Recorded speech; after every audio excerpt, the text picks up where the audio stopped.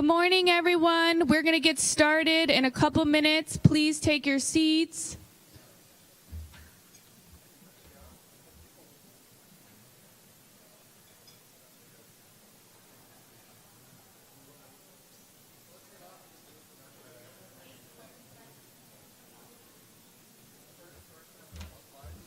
Nope, there's no slides until Emily.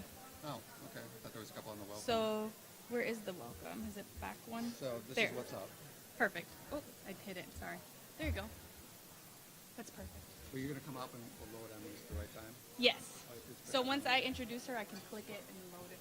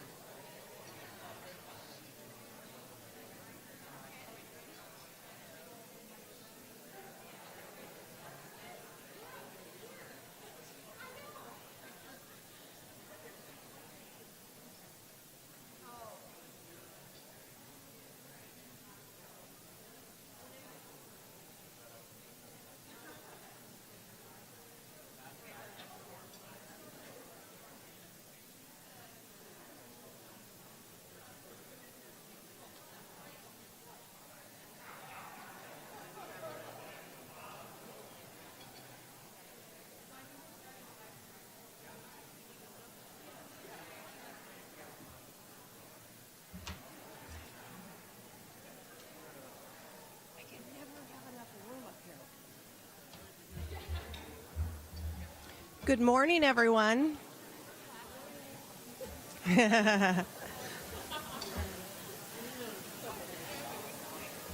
Good morning, everyone.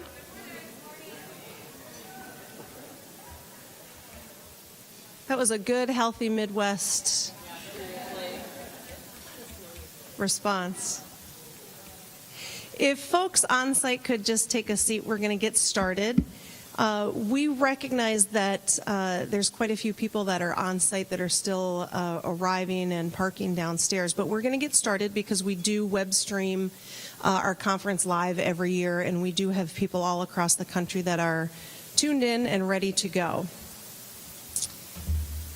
I'm so pleased to welcome you today to the 19th Annual Child Welfare Conference that's sponsored by the Center for Advanced Studies in Child Welfare at the School of Social Work at the University of Minnesota. My name is Dr. Tracy Laliberty, and I'm the Executive Director of the Center for Advanced Studies in Child Welfare. Throughout the day, you might also hear people refer to us as CASCW. It's our acronym, CASCW, so don't let that throw you. The work of our center is squarely focused on supporting, educating, and enhancing the child welfare workforce, and thus, we're dedicated to increasing the knowledge base of its professionals. One way to do this is to examine the issues that challenge the child welfare workforce as we strive to provide competent and effective services. And today we're going to engage with one another about the impact of dual system involvement in the criminal justice and the child welfare systems. Today's conference is made possible through federal Title IV-E funds that come to us through a contract with the Minnesota Department of Human Services, and by support of the College of Education and Human Development and our School of Social Work here at the University of Minnesota. In addition to today's conference, usually I have like a visual in my hand. We've published a new issue of our magazine, our publication called CW 360, and you should have that in your folders. The issue of CW 360 this year is on criminal justice involvement of families in child welfare. This issue has over 24 articles reviewing research, practice, and policy related to understanding and implementing interventions that support and impact families at the intersection of the criminal justice system and the child welfare system. As conference attendees, you each get a hard copy today. Folks who are online can certainly access that through our website, and additional hard copies are available. If you're interested, just simply contact the folks at the Center for Advanced Studies in Child Welfare. I'd like to take a Minnesota moment, if the folks who are web streaming can give me just a moment. I'd like to acknowledge that in conjunction with our annual conference every year, we also recognize the hard work of individuals within the state, and we have a series of annual awards that we issue. The first is our annual Leadership Award for outstanding contributions to child welfare practice in the state of Minnesota. All of our award recipients will be recognized this afternoon at a luncheon, but I do want to just mention their work briefly here. The 2018 award recipient has dedicated her career to helping children, families, and the professionals who serve them. Her work through Minnesota's private child welfare provider network has forever changed the lives of children, youth, and families across the state and across the nation. She has served in both formal and informal leadership roles locally and nationally. Her insights, knowledge, wisdom, and guidance have become highly valued and sought out after decades of fierce and tenacious advocacy and service. Please join me in congratulating Mary Regan for the 2018 recipient of the Child Welfare Leadership Award.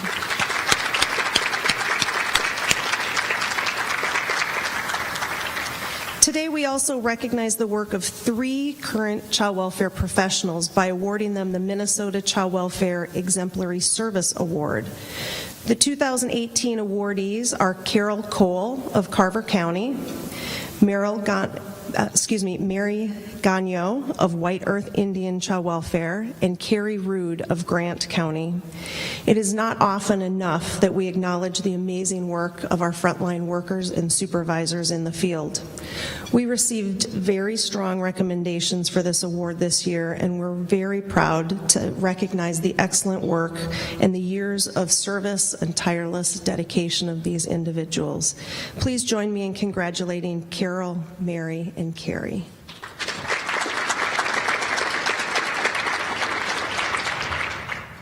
I'd also like to acknowledge the work of 2 other nominees who really have done some remarkable work in the field and demonstrated incredible dedication, and they deserve recognition as well. That's Susie Narrison of Rice County and Lori York of White Earth Indian Child Welfare.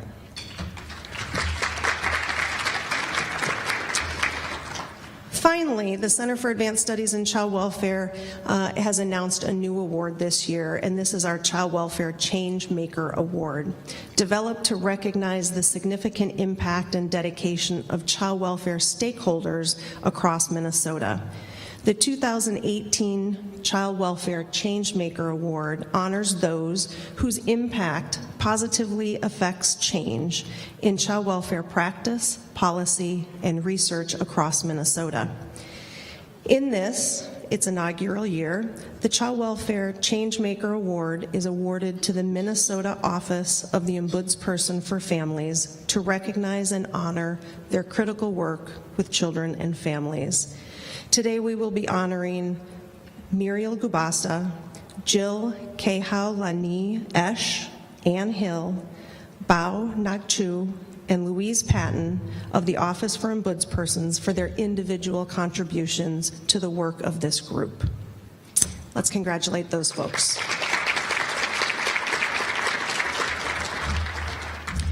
The topic for today's conference, criminal justice involvement of families in child welfare, is actually one that we are revisiting at the Center for Advanced Studies in Child Welfare.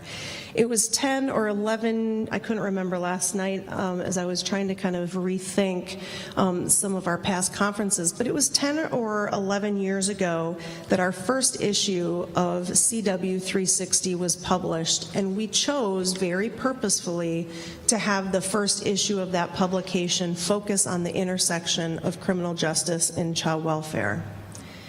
We had an overwhelming response then, just as we have had again this year. We selected this topic this year to learn not only what has changed, but what remains as challenges and work that lies in front of us. Not so that we can continue to admire the problem, but so that we together, across disciplines and settings and systems, can dig in and create real change that will benefit children and families that we serve.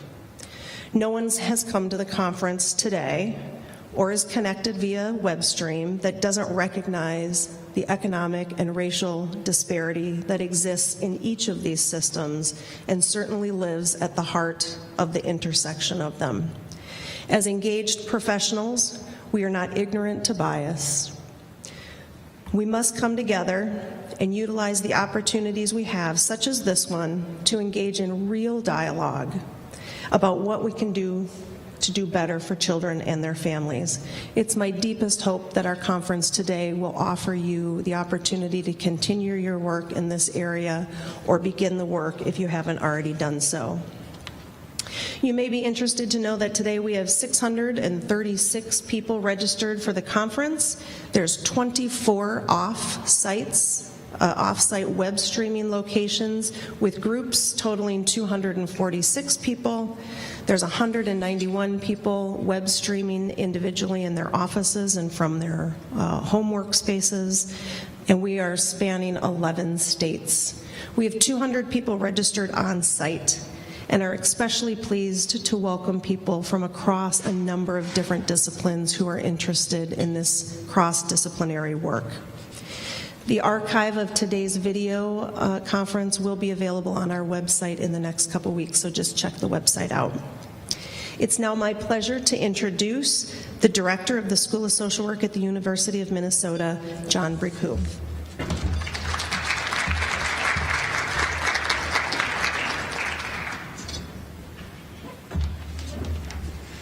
It's a great honor to be here and to follow in the footsteps of Dr. Liberty because she is a tireless advocate. I don't know if you noticed this, but originally the weather forecast here in the metro was that we were to have some snow yesterday. We didn't have any snow. The snow went to our south. And I understand that this is because of her efforts with the state legislature to make sure that we no longer have any more snow coming here to the metro so that winter can come to an end. So thank you very much for that legislative action. In all seriousness, CASCW really is what, as we at the School of Social Work, and we look at everything the school does, is really what we aspire to be. Because CASCW really is a portal into the future. That is, CASCW reminds us of what can be, not just what is. And I think that's really critical. And Tracy's work as a director, and her team and her staff, and they really are a team, they're working vigorously for this to happen. In terms of legislative activity and advocacy, in terms of education, training, and research, there's a certain boldness that they bring to their work and a unity of purpose that the rest of us in the school really admire and aspire to follow in many ways. I think that you will find that this conference will be one of those places that's a redefining place and moment. Redefining because we will be talking, we will hear about the intersections of criminal justice, child welfare, parent and family perspectives on things, and that's really where change takes place. So without further ado, I'd like to introduce you to Karina Berry from the center, and she'll be taking us to the next step.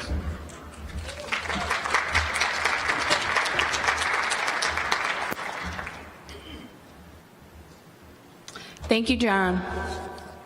Before we begin the program, I want to send a huge thank you to Nora Lee and Kate Waldtower and the rest of CASCW staff for their hard work and contributions to our 2018 issue of the CW 360 and our spring conference. Without them, we couldn't make this happen for you all today. So let's give them a hand.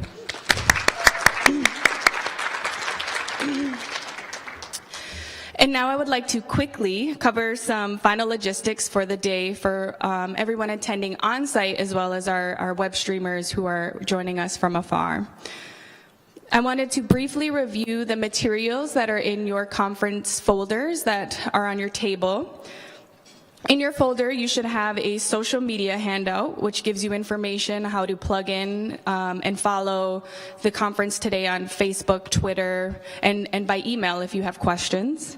We also have a copy of the agenda, a copy of the PowerPoint presentation slides, and the evaluation form.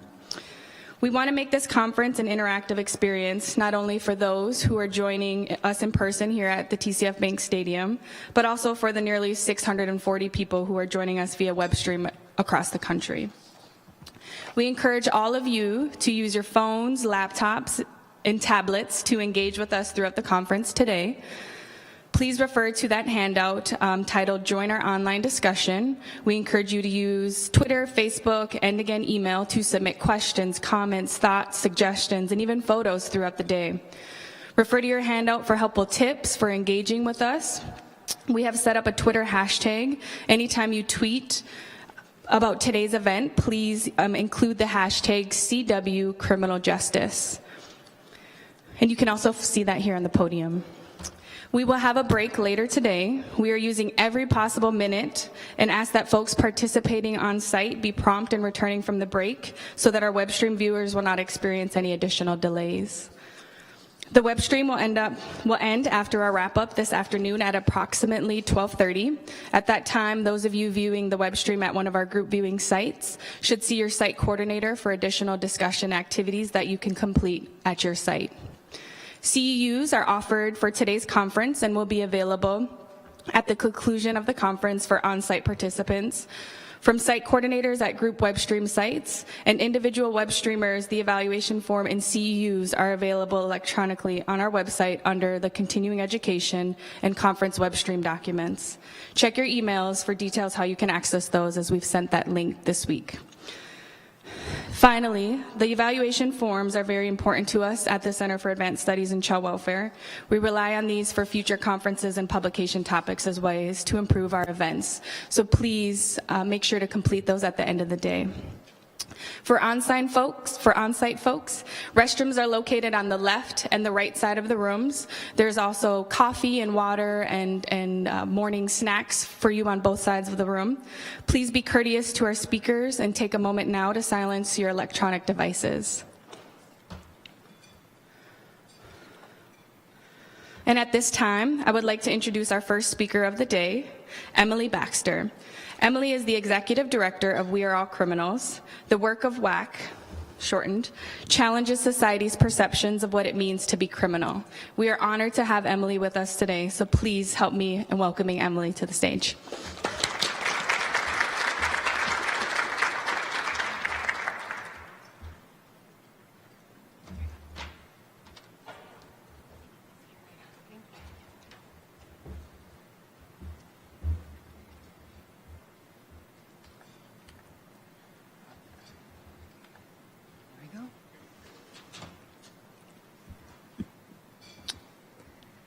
Have you ever been convicted of an offense? Yes or no? That's the question that had been weighing upon Anthony's mind as he hovered in the back of a government center's basement room some 6 years ago. Yes, he would have to check on his job applications, the last 13 to be exact. Yes, on his college application. Yes, on his loan application. Yes, on his housing application. Yes, yes, yes. how would you respond? Have you ever been convicted of an offense? Perhaps like me, you could say no. If, however, like Anthony, you said yes, understand that you are one of the estimated 65 to 100 million people in the United States with a criminal record. Let me tell you how I met Anthony. Several years ago, I left my job in public defense to take a job in public policy. I thought that if I could change the laws that were so acutely affecting my clients, I could be a better advocate. So I took a job at the Council on Crime and Justice, and my focus was on criminal records. At CCJ, we held expungement seminars across the state, and at least once a month in the basement of the Hennepin County Government Center. In this space, a drab, windowless room with no sense of time passing, men, women, and youth, all poor, predominantly people of color, would line up for hours waiting for the opportunity to speak to an attorney, someone who could, at least in theory, help them wipe that slate clean. It was there that I met Anthony. I'm sure the sun had long since set when he came in. Anthony was tall and thin and black and clearly distraught. It took him some time to wend his way across the room toward me at my intake table. And as he did, he pulled from his back pocket a copy of his criminal record, a printout he had received from a computer terminal 2 flights up. Given this man's worry, I thought, what could this record contain? How egregious must his record be that would cause this man so much distress? You may imagine my surprise when I opened it to find it contained no more than a theft, and a minor one at that. I let out a short laugh of relief. Even if the court doesn't expunge the matter, I said, it's not like your life is over.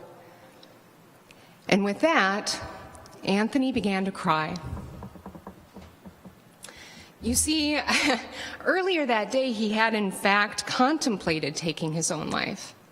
What was just a theft to me, to Anthony, was a lost job.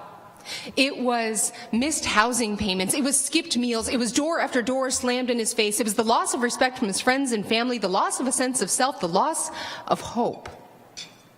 Now, around this same time, I'd been driving all across the state, speaking to legislators and landlords, employers and licensing boards, imploring them to give my clients a second chance. Time and again, I heard, you can't trust a con. Once a criminal, always a criminal. Those words came back to me as I looked at Anthony, and I thought, hold up. How many times had I taken something that wasn't mine? How many laws had I violated? How has my race and class privilege provided me with a thick insulation from ever being viewed as a criminal? What would life be like if I were on the other side of this table? What would life be like for me if I didn't have the luxury to forget all of those crimes that I had committed? 1 in 4 people in the United States doesn't have the luxury to wonder what life would be like if they didn't have to explain their worst day of their life at every job interview. 1 in 4 people in the United States has a criminal record. I contend that 4 in 4 have a criminal history. For the past few years, I've been asking people like me, the 75% of people in the United States with criminal histories but no record, what have you had the luxury to forget? Today, I want to share with you just a few of those stories. I'll mostly focus on crimes committed before brains are fully developed, but understand that that is, of course, not the full story. Now, some of these stories are going to be petty, some serious. Some happened decades ago, others a bit more recently. In doing so, I hope to offer, for those of you who do not have a personal connection with the criminal justice system, a way of examining the true effects of our juvenile and criminal justice systems upon a person, and the disparate effects of those systems upon people of color, poor people, and indigenous people across the United States. This is going to be a call for reason, for equity, and for mercy. This will be about how you see others by how you see yourself. Now, understand that throughout this, I am not saying that there ought not be consequences for harm done. First and foremost, we must prevent that harm when we can, and where we can't, there should be consequences. We must respond. But how we shape those consequences, I think, can be shaped by shifting the way you view criminality. So first, I want to make sure we're all on the same page. This is a graph by the Sentencing Project with data taken from the Bureau of Justice Statistics, and you can see it shows the U.S. state and federal prison populations between 1925 and 2015. Now, barring for some general population growth, you can see that the number of people we put behind bars in the United States remained pretty much steady until about the 1970s, when something happened. In the 1980s, it picked up speed, and by the 1990s, our incarceration population exploded. More than 4 decades ago, we began the deliberate and regrettable march toward this, the caging of nearly 1.5 million people. Wars on drugs, mental illness and poverty, private prisons, 3 strikes rules, mandatory minimum sentencing, and concentrated policing in minority communities are just a few of the many policies and practices that have led to this mass incarceration, mass disaster. Now, what's additionally concerning is what happens to people once they're no longer in the system. When they're back in the community trying to get on with life, that's when a new punishment begins. When people find that they may no longer be locked up, but are now locked out. Locked out of jobs, housing, school, and countless opportunities to move on and move up. Now, before we delve into the world of collateral consequences or those lifelong effects of a criminal record, let's look a little bit more closely at this graph. As I said, it shows the U.S. state and federal prison population, but just as importantly is what this graph does not show. For example, this doesn't show the millions of people in county and parish jails across the United States. It doesn't show those on immigration holds and mental health facilities. This doesn't show kids in juvenile detention.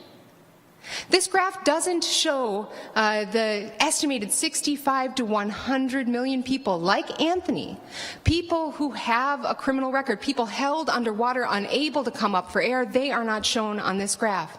It doesn't show the millions of people on probation and parole, held under the thumb of the criminal justice system, just not spending their nights behind bars. They are not shown on this graph.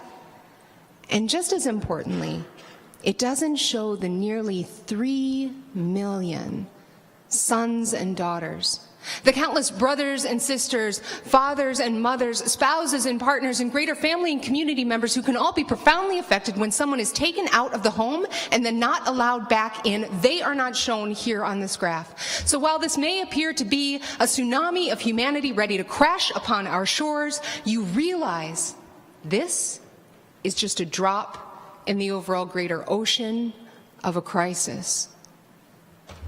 Now, that crisis doesn't come for free. Every year, the U.S. spends nearly $80 billion a year locking people up and keeping them under control. But even that doesn't include what communities spend to house, train, educate, counsel, treat, employ, and otherwise help transition individuals who are leaving prison or jail. And that is a burden that is not borne equally across our country. For example, again with data from the Sentencing Project, the lifetime likelihood of imprisonment for black males born in 2001 is 1 in 3. 1 in 3.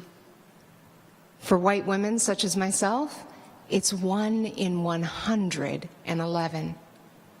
Now, that's not to say that white women aren't committing crimes, right? You know that we are, but we're not who you see, proportionately speaking, in our criminal justice system.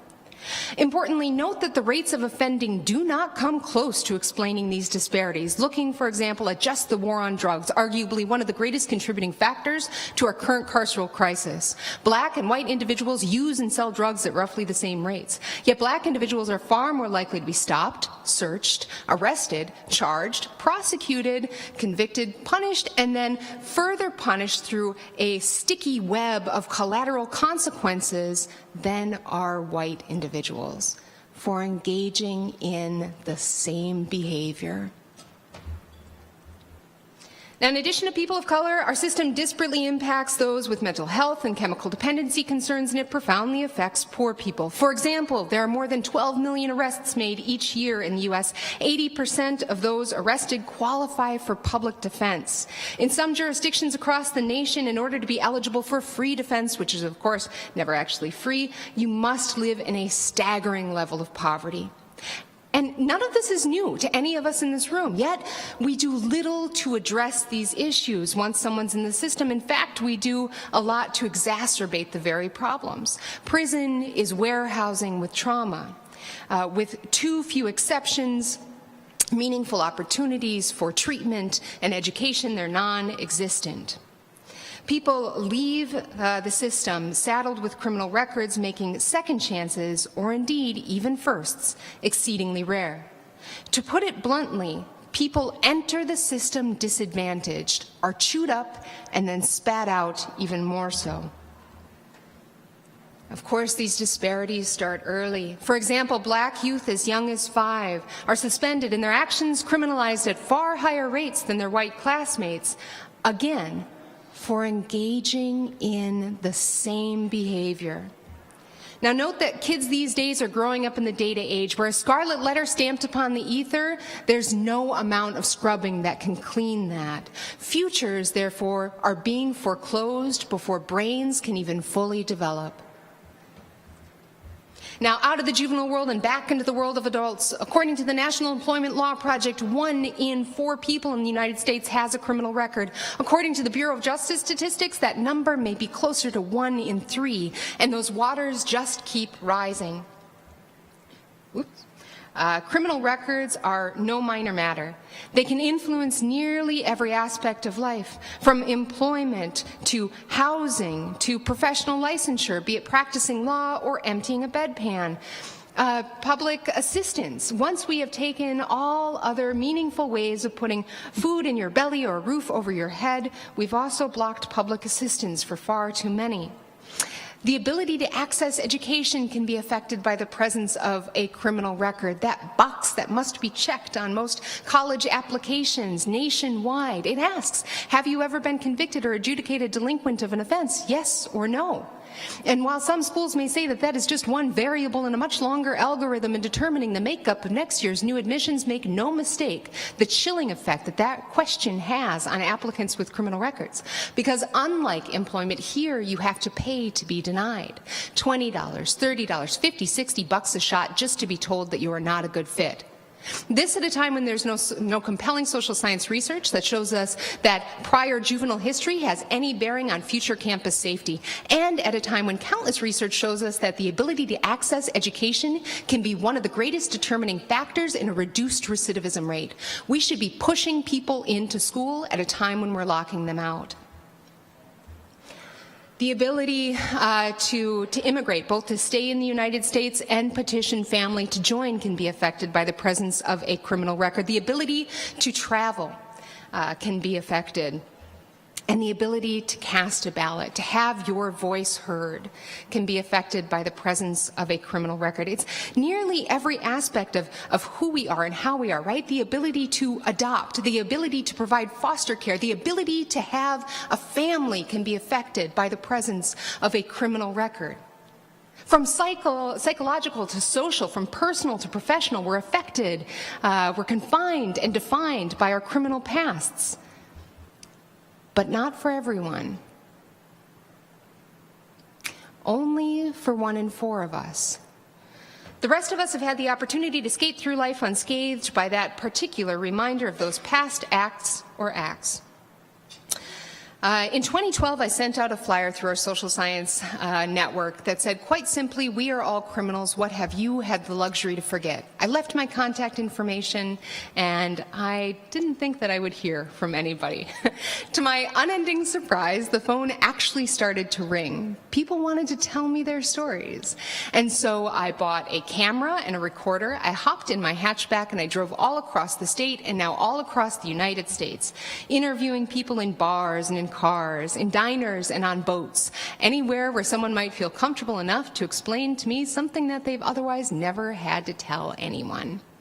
You can find the first 100 or so of the more than 350 stories I've collected on the website at weareallcriminals.org. Should you go on there, and I would encourage you to do so, you'll see the mugshots or the profile pics of individuals who have participated. Click once on any pic, and you see how they are introduced into the world as a lawyer, as a doctor, as a professor, as a student. But what follows is how they would be introduced had they been caught. Sale of controlled substances, theft, assault. Click twice and you go into the story itself. Now, some, as I said, they range in severity from the quite serious, like this student and his aggravated robbery. I just wish I'd made a different decision, he said. Or this pastor who, I kid you not, brought a loaded gun on an international flight. They removed her from the plane, took her to a hotel, put her up for the night, and then sent her home. She said that police were never involved. I cannot imagine that would have been the response, she said, had I not been white. To the relatively innocuous, like this gentleman who carried a beer from one house party to the next, that's an open bottle. The petty theft was a failure to return library books. That is an offense, by the way, so check your bedside table. The next one down was public urination. This gentleman now has a contract to work with the Department of Defense, some of the highest security clearance in the nation.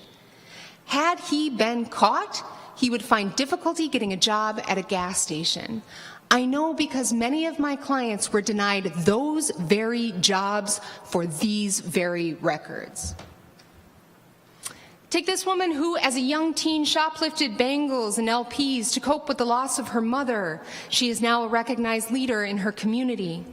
Likewise, the responses to the recollections of past transgressions have also varied, like this gentleman who told me about a time he had taken his uncle's hunting rifle out to school with him. Just catch a deer with it, his uncle said. Well, he didn't catch a deer, but he did catch a double-posted parking meter. One drunken shot went right through the locking mechanism, letting loose nearly $40 worth of quarters. He calls it his 40-buck shot, and he laughed throughout the entire interview. Or this woman who told me about a time as a teen when she would break into her neighbors' homes, eat their ice cream, rifle through their junk drawers, and occasionally swipe some silver.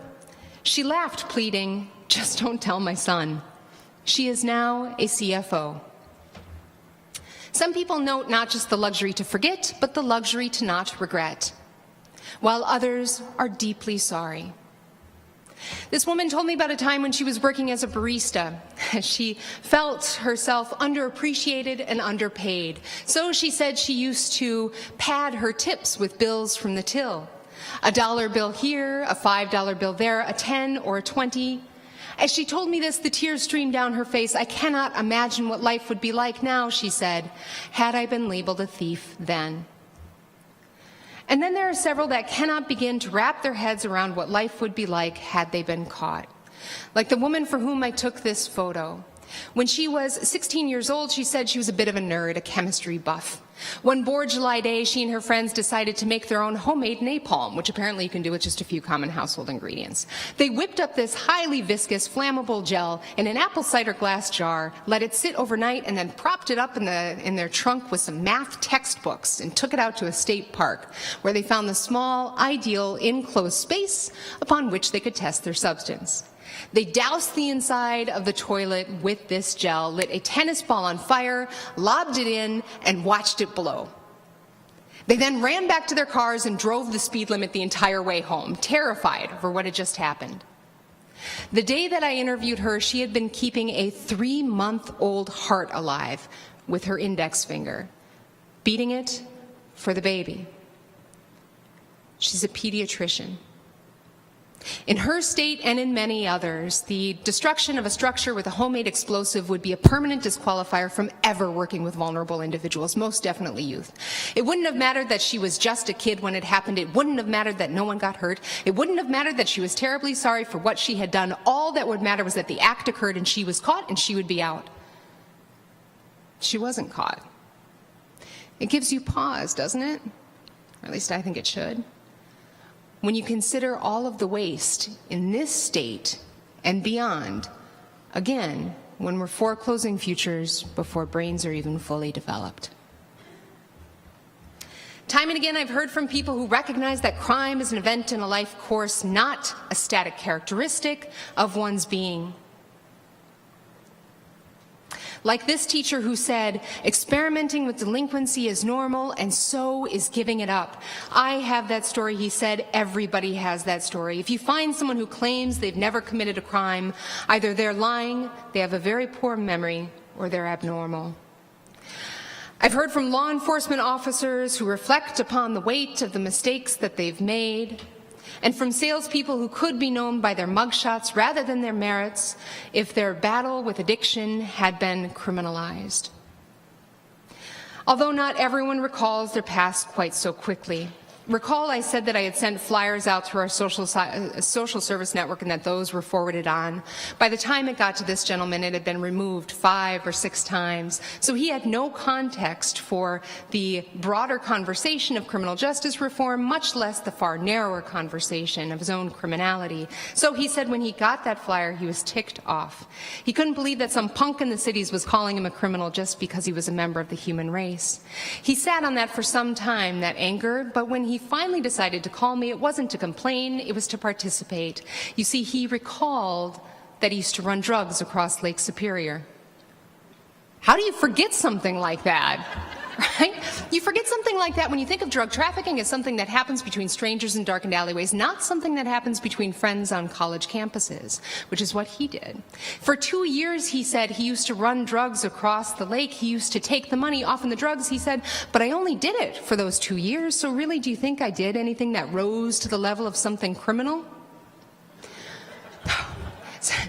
Yes. Yes, state, federal, felonious, yes. And with that, he became one of my favorite participants because he began to question his own life. He began to unravel it and look back and see all of the doors that he had glided throughout life without being tethered by that past mistake or those past acts, where he was judged by his own merit rather than his mugshot. I've heard from so many people who've engaged in drug-related activity on college campuses, like this gentleman who donated part of his FAFSA funds to help finance a drug ring. Or this woman who sold weed to frat bros and football players so that she could get a "hey, what's up" in the hallway. She said she was sick of feeling invisible. I've heard some truly heartbreaking stories as well, like the gentleman for whom I took this photograph.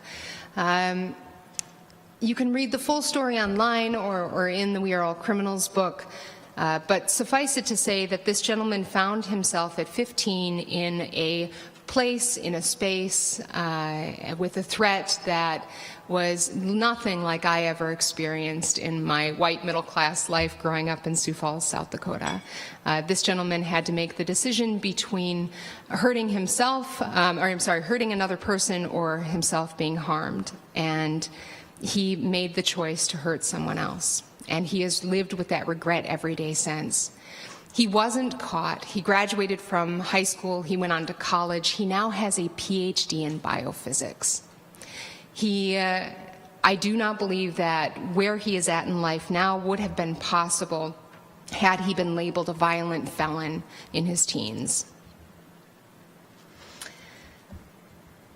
This project, We Are All Criminals, is about the human cost of those mistakes, the human cost of not allowing people to move on, of never allowing people to come up for air. We have all violated the law. You probably did so today, if not, this week. When you understand how overbroad our criminal code is and how fallible we are as human beings, you will understand that you have committed several offenses in recent memory alone. But if you are not living in a community, if you're not going to school, if you're not shopping in a grocery store heavily policed, chances are that you have been able to commit those crimes without even realizing you're doing them. So while we are all criminals, I think it's important to recognize that we're all human, and some of us, perhaps 1 in 4 of us, may be in need of a second chance. Understand that this project is a commentary on the disparate impact of our nation's policies, policing, and prosecution. Many, not all, but many of the participants have benefited from belonging to a race and class that is not overrepresented in our criminal justice system, and some of the participants have been pretty straight up about that. This reads, good judgment comes from experience, experience comes from bad judgment. I grew up in a very affluent town. He said it was the kind of place where it was easy not to have contact with police. Of the few interactions I had were very respectful and innocuous, a tap on the shoulder, a suggestion to go home. Understand that not everyone is afforded that same presumption of innocence. For some, in particular, Black, brown, and Native individuals in the United States, their mere existence is seen as always, already criminal. Of course, this isn't just about those who have lost their lives. Consider those two who were followed, accused, arrested, and abused, chewed up and spat out as if they weren't somebody's son, somebody's daughter, somebody's mother, father, believer, leader, mentor, and more. Somebody. So while you're thinking of the stories of people who have gotten away with it, consider the lives of those who are serving time right now. Those who are suffering under the weight of a criminal record right now. There are, after all, millions to choose from. Take note of the wasted potential. We need to invest rather than incarcerate. Our criminal justice system is teeming with scholars and students and artists, counselors, caretakers, change makers, game changers, leaders, and more. So here's what I hope. I hope in this you see a bit of yourself, in the photos or in those stories. I hope that you can take note of the context that you allow yourself. I was young. I was drunk. I was stupid. I was in a bad relationship. It wasn't my idea. I gave it back. No one got hurt. Whatever that context is, recognize that it may have existed for someone who was caught or accused as well. It may not be an excuse, but it is an opportunity to recognize a common humanity. I hope that you can appreciate the privilege you've experienced for those of you who do not have a criminal record, and appreciate that not everyone has benefited from that same privilege. I hope that you can consider how very patently different your own life could be had you been labeled by your worst mistake, and consider those lives, the futures of all of those who have been labeled. And finally, I hope this inspires you to take action. If the criminal justice system were designed by people who believe they might one day be involved, he said, or I would add people who have been involved, then we would have justice. So I ask you, what's your story? What would your chalkboard say? What would life be like for you if you had to check yes? You will note in your conference folders that there is a small black piece of cardstock, a little slate. Go on and take it out.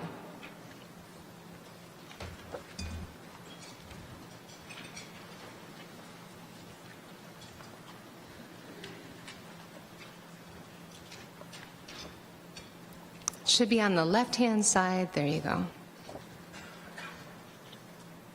Now, as a former public defender, I will tell you, do not write on this. It's black for a reason. You're not supposed to be able to write on it. But think about it. Think about what your chalkboard would say. Sit with that discomfort. What if the people sitting next to you could see what your record said? What if that followed you in every arena of your life? What if that eclipsed your LinkedIn page? What if that eclipsed your carefully curated social media page? What if that became your identity? For those of you watching online, consider what it would be like if a Google search on you pulled up your mugshot, pulled up your rap sheet. What would life be like for you if you were always just a few keystrokes away from being labeled a criminal? There's a criminology professor in Georgia, Denise Woodall is her name. She asks her students to just some basic empathy-seeking questions, things like, should people in prison receive 2 or 3 meals a day? Should the men and women in prison be allowed to study behind bars, to work upon release, to live near you? After she records these responses, she then asks her students to consider their own criminality. What would life be like if you had been caught? If you had been prosecuted, if you had been punished, and then if you had been labeled forever as that mistake? She then circles back and asks those first questions once more. She says that more than 50% of the time, for example, those who had responded saying that people in prison should only receive 2 meals a day bumped their answer up to 3 upon realizing that they could be the ones denied dinner for the next 8 years. This project is about closing that empathy chasm. It's about acknowledging and closing that opportunity gap. This project is a call for reason, for equity, and for mercy, and acknowledged ownership in the problem as well as the solution, so that soon, when Anthony, that's him there, opens a sheet of paper, a page that's used to define his character, he finds not thief, but father, caregiver, nurse, volunteer coach, and avid reader. A man not defined by his worst moment, but by his true worth. A man with the luxury to forget and the opportunity to be forgiven. A man not forever tethered to his past, but wholly able to live in the present and to dream of a future. Thank you. Thank you.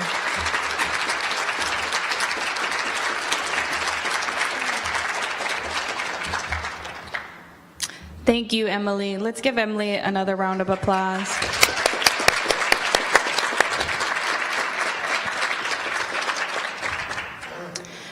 I really encourage all of you here today, and even those joining us from afar, to keep that blank black slate in your workspaces, in your homes, in a place that you can check in and reflect on occasion about what this means for you, your family, your work, and those who you support and serve day in and day out.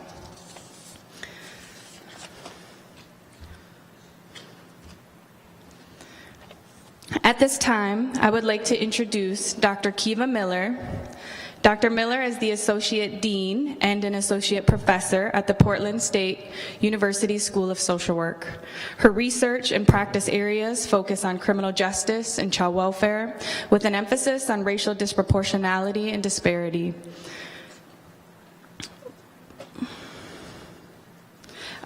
Dr. Miller works collaboratively with organizations to evaluate program effectiveness and enhance service delivery.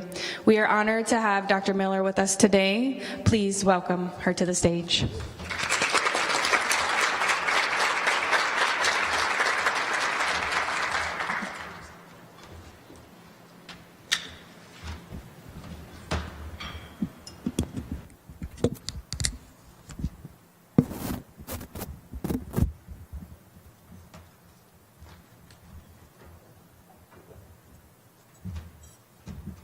Good morning. I want to thank you, Karina, for that very warm introduction. And I want to thank everyone who has participated in putting on the conference today. Can you hear me? I have a tendency to step away from the microphone. I really appreciate all of you who have participated in putting on this conference, and also working with me and my colleagues to write the 360 publication. It is a pleasure to be here with you at the Center for Advanced Studies in Child Welfare Spring Conference. Now, I will say, I'm not sure in Minnesota if spring is relative, because where I come from, usually there's not a lot of snow when it's spring. There's a lot of rain, but not a lot of snow. But no, in all seriousness, it's wonderful to be here, and I welcome the snow. It was a beautiful sight flying in. Over the years, the center has accomplished amazing work that is incredibly valuable and has been significant in the work that I have done, and the work that when I've pursued working with families in child protection. Your contributions are deeply appreciated, and I'm honored to participate in a child welfare conference that focuses on children of criminal justice-involved parents. I just said I didn't need the clicker, but no. This morning, I would like to start my keynote by first introducing you to Brea.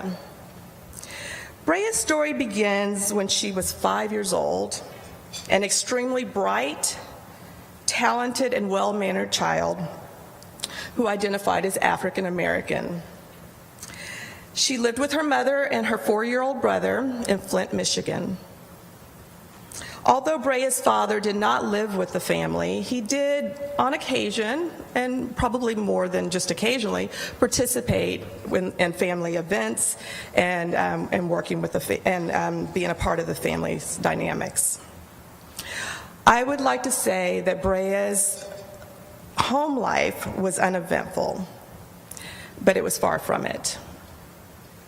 You see, at this time in her life, Brea grew up during a period of time when Flint, much like it is today, had dwindling job opportunities and extremely high levels of concentrated poverty, where abject poverty and its inextricable associated risk had devastating effects on families, particularly Black families. Like many who live in areas with ongoing economic depression and staggering rises in crime rates, drugs, alcohol abuse, violence, and mental health concerns influenced Brea's childhood. Her mom abused drugs and alcohol and had witnessed violence and had experienced interpersonal violence from domestic partners. Brea's father struggled intrapersonally and had untreated mental health problems. Even her younger brother, who at the age of 5 showed early signs of serious behavior problems that manifested as aggression towards others. Outwardly, Brea seemed to be the only family member who appeared fine. Now, of course, we know that it's not always. Of course, we know that it's not always easy to say that someone is fine, because oftentimes when they are internalizing behaviors, we tend to ignore the symptoms that we should be paying attention to. One evening, the event happened. The event was a culmination of all things that were problematic surrounding Brea's community and family context. The event quite possibly was the first of a series of events that Brea could specifically remember that significantly changed her life trajectory. Not one, but both of her parents were arrested. Having a parent arrested is a non-normative traumatic event that quite possibly can only be exacerbated by witnessing the actual arrest, which Brea and her brother did. I don't know what's going on here.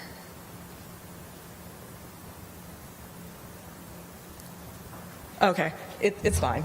It's just what I'm seeing here visually.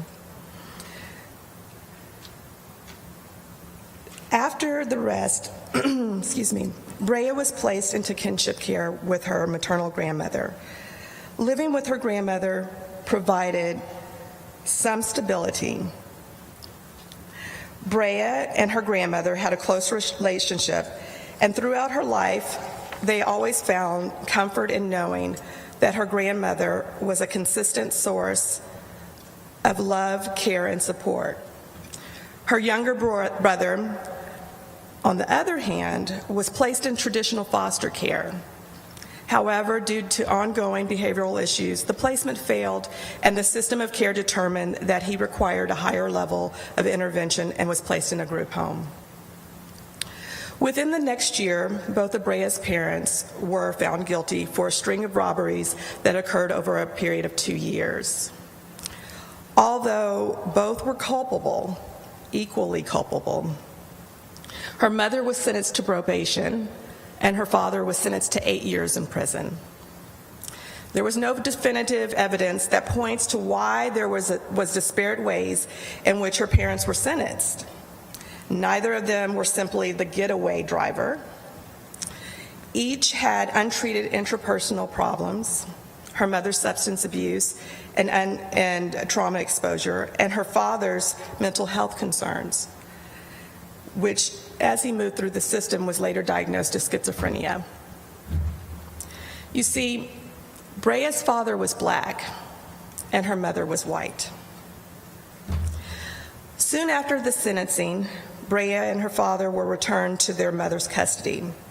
In the following years, her mother continued to abuse drugs and enter into relationships that eventually became violent. Neither child welfare or criminal justice worked with her mother to address these issues. Brea experienced her mother's arrest 2 more times, once after being pulled over for a broken taillight, and the officer who referred to her black children who were sitting in the back of her car in derogatory terms. And then in another time for a DUI.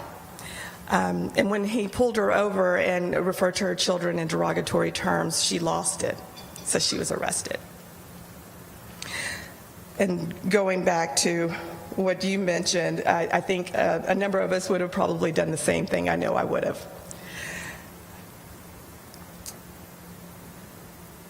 Still, there were no interventions that were provided to Brea or her mother or her brother after her brother and herself witnessing those arrests, or her mother having ongoing substance abuse concerns. After her father was released from prison several years later, he became involved with the law again, this time for a crime that was widely publicized through media outlets and that was serious enough to merit a life sentence. Again, no interventions to address the pathways that led to the crime. Her brother's aggression continued to escalate, and like his parents, no interventions were provided. All of these factors created continued instability and compromised safety for Brea. Fortunately for Brea, she still had a close relationship with her grandmother and developed close relationships with 2 of her teachers who sometimes offered shelter and safety. Like so many children from home and in family environments such as hers, she involved herself in many extracurricular activities as possible ways to keep herself away from home. And although she had a lot of positive influences outside of her home life and many successes academically, Brea's mother continued use of abuse of substances, and brother's untreated mental health problems was too much. When she was 14, she eventually moved in with her grandmother in North Dakota. Now, that was a source of comfort for her to move in with her grandmother, but living in North Dakota as an African American child was tough because there weren't many youth who looked like her. Eventually, at the age of 16, she petitioned the courts for and was granted emancipation. I'm going to ask if we can get the screen back up because there is. I must have pushed them. There we go. Thank you. Okay, thank you. Brea's story is just one in tens of millions of stories, children who have experienced parental criminal justice involvement. I share Brea's story because it illustrates how families and family dynamics and issues, sociopolitical factors, and dual system involvement influenced the trajectory of what I consider one of the most hidden, yet ironically, clearly present, underserved, at-risk populations, and that's children of criminal justice-involved parents.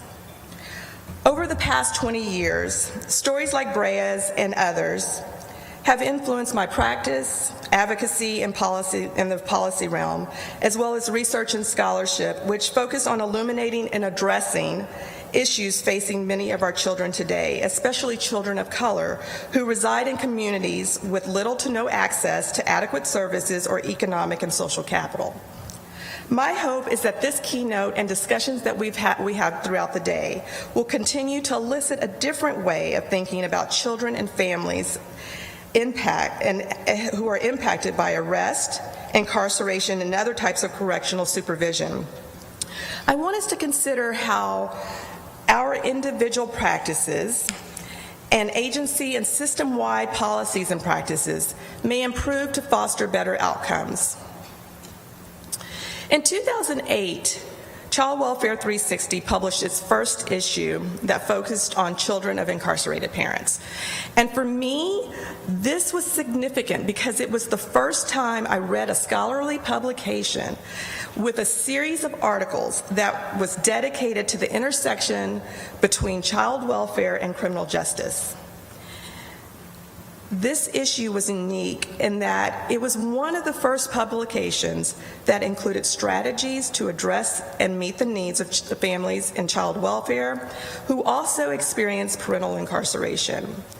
Since 2008, our awareness and knowledge have expanded, and we've made strides in addressing the needs of children and families. We have a clearer understanding of the importance of proactive and family-centered practices that are designed to address the pathways that often lead to corrections involvement, decrease the risk for intergenerational multi-systemic involvement, and enhance the overall family well-being. One of the most important leaps we've made in the past decade is understanding the importance of moving beyond a sole focus on parental incarceration. Today, we do a better job of advocating for policies and practices that also address the needs of children who experience parental arrest, probation, and parole. But although our awareness and understanding have expanded, we still have much to do. I assert again that the population largely remains hidden in society and is underserved by judicial, correctional, mental health, educational, and child protective systems. And sometimes these systems, policies, and practices contribute to problematic unintended consequences. Since 1970, arrest, incarceration, and supervisory rates have increased, with the most dramatic increases between 1970 and 2000, and we saw that in Emily's presentation. So that gives you kind of a backdrop of what we're talking about and how this has impacted generations of children. As a result, children of criminal justice-involved parents constitute a rapidly growing population. So how many children are affected? Unfortunately, we lack the ability to accurately account for the population, for the total population.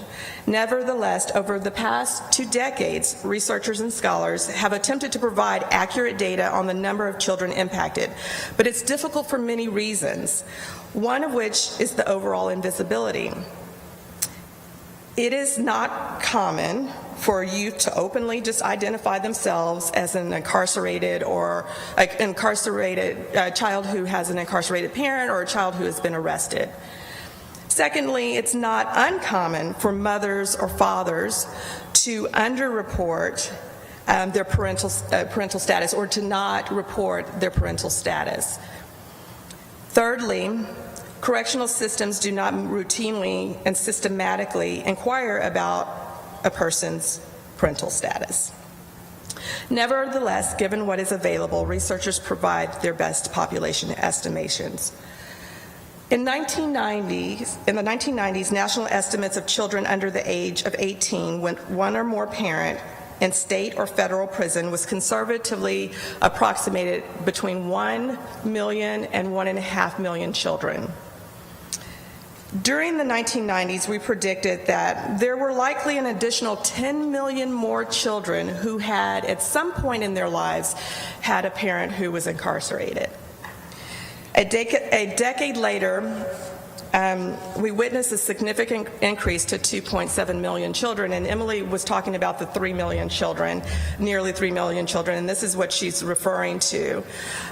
We know that around this time, around 2000, incarceration rates were not increasing at the rates that we saw in the 70s, 80s, and 90s. Going back to Emily's chart, I love that you provided some context in ways that I couldn't because I didn't have the time to do so. But that's very helpful for my own presentation. Thank you, Emily. My guess is that these numbers coincide with researchers and analysts' increased attention to population, and potentially there was more efforts to better estimate the scope of the social problem. In 2017, the number of children believed to be affected nationally showed an even more dramatic increase. However, this shift, for the most part, was due to efforts to capture children that not only had one or more parent who was in state or federal prison. So up until 2017, we were capturing the number of children who had parents in state and federal prisons. But then we started to move into starting to estimate how many children had parents who were in county and municipal jails. So that's where you see the larger jump, the significant jump to 5.1 million children. Again, these data do not account for children whose parents are arrested or who are arrested and released and placed on probation or parole. This slide here highlights, not this slide, but this slide.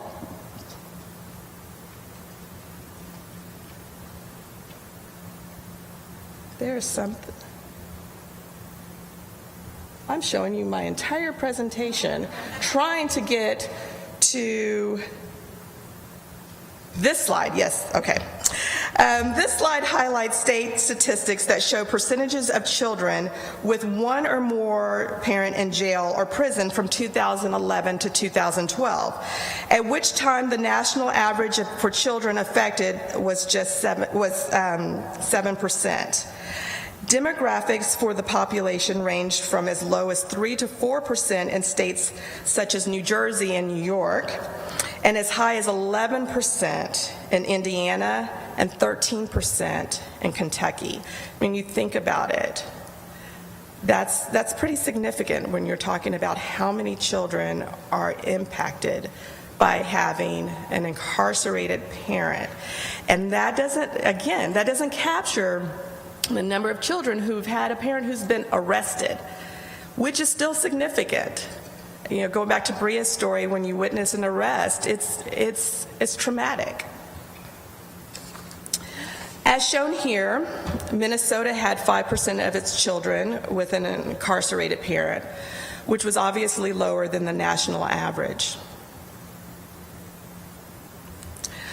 These statistics are important because many children within the population are vulnerable to a number of interpersonal, intrapersonal, and developmental issues. As my colleague Ann Adelis Estrin writes in this year's publication of Child Welfare 360, adverse childhood experiences, often also referred to as ACE indicators, are often reported by caregivers, and I would also add by teachers and service providers. Such indicators may include physical, mental, and behavioral health problems. The most commonly cited problems are internalizing behaviors such as depression and anxiety, and externalizing behaviors that may include aggression, anger, and delinquency. Developmental and other physical concerns are obesity and asthma. Our practice and research also inform us that the population is at risk for academic performance issues such as difficulty concentrating, decreased motivation and engagement, difficulty with expressive and receptive language, and overall diminished learning capacity. We found that incarceration can negatively influence a parent-child relationship in which there is a secure attachment and healthy bonding, which can lead to the previously mentioned outcomes if that relationship is compromised.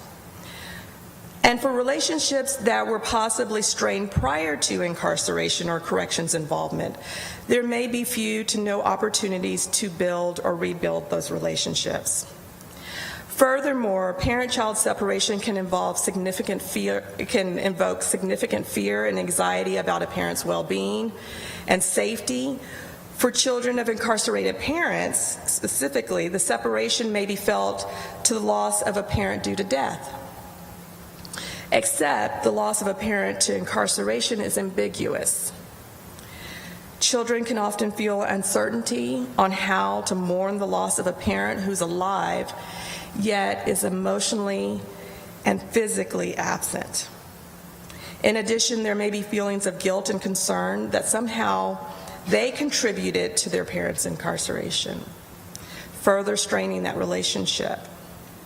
Of course, parent-child separation due to corrections involvement exposes children to child protection, which may result in an extended placement in traditional foster care and the risk for permanent separation through termination of parental rights. Now, I recognize that many would assert that given all of these risks, wouldn't children be better off not having contact with their parent? That somehow contact would do more harm and only contribute to enduring trauma. While there are clearly cases where this is absolutely true, it is not the case for many children. Practitioners and researchers can point to a number of cases in which parent-child contact has been instrumental in helping children and their parents maintain, build, and rebuild relationships and foster overall healthy well-being.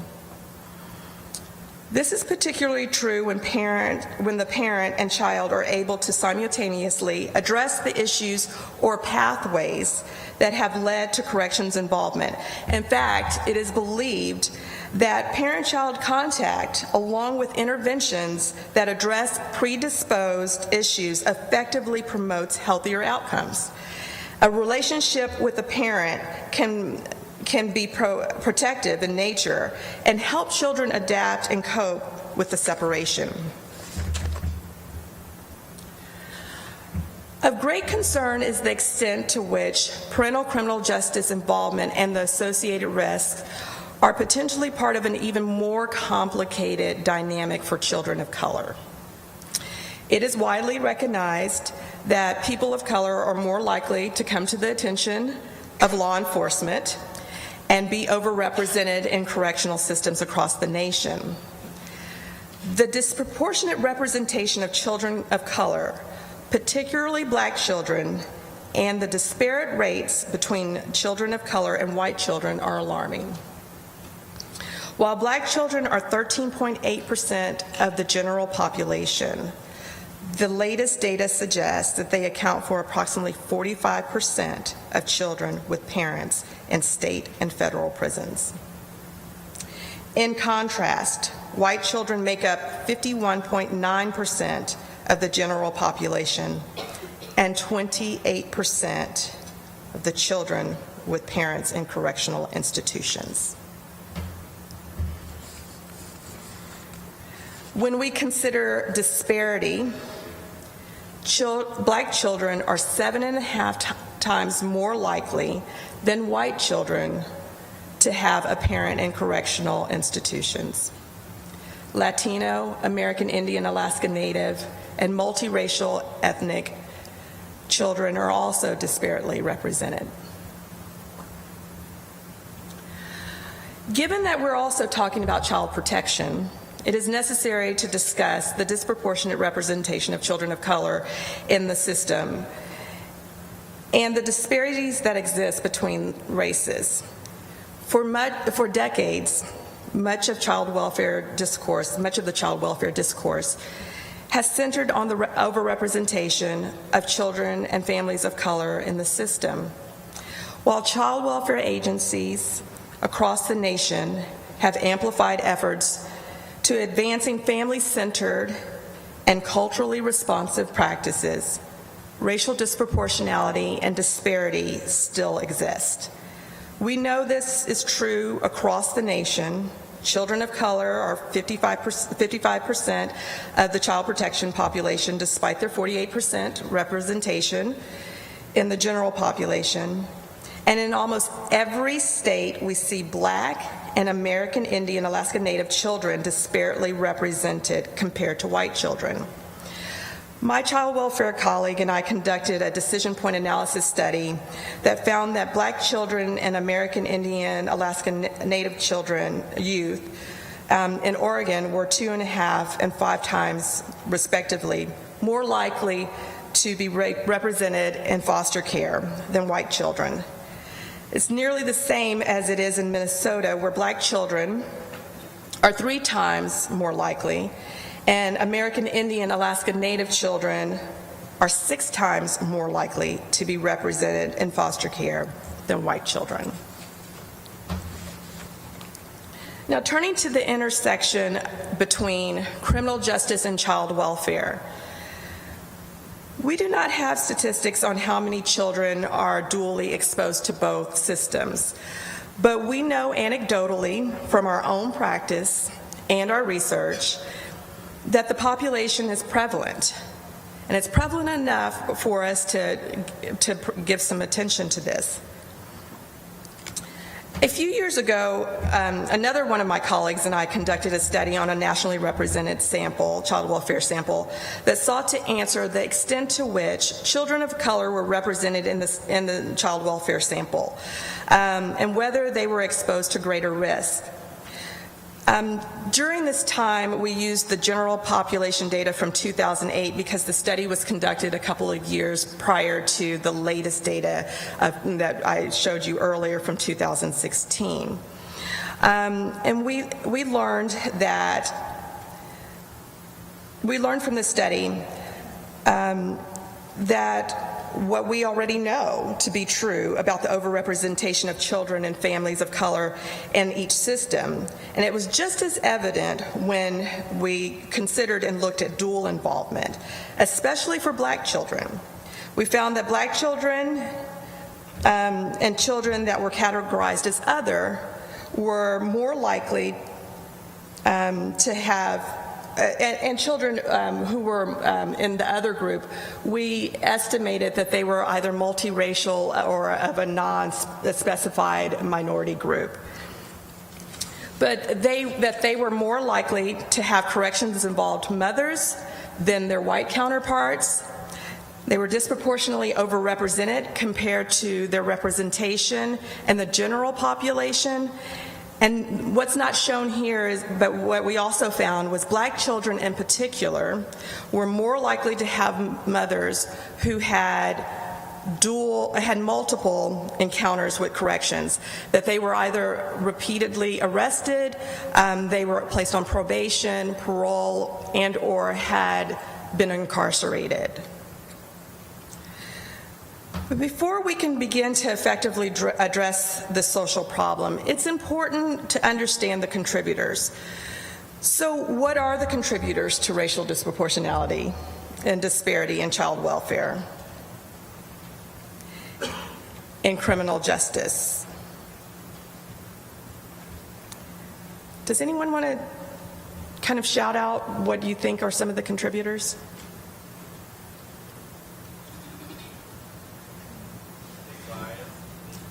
Bias, racism, less discretion. Can you say a little bit more about that? I'm sorry. Who's making the determination? And what's their background experience and understanding? Any others? Yes. I would want to know how many people on the state legislature own stock in for-profit businesses. That's a good one. Did you all hear that? Say again, you said it wonderfully. I would like to know what members of our state legislature or any state legislature or federal government owns. I would like to know what legislatures, either at our state level or in Congress, own stock in for-profit prisons, because they're making the policies and the laws that deal with our children and our families.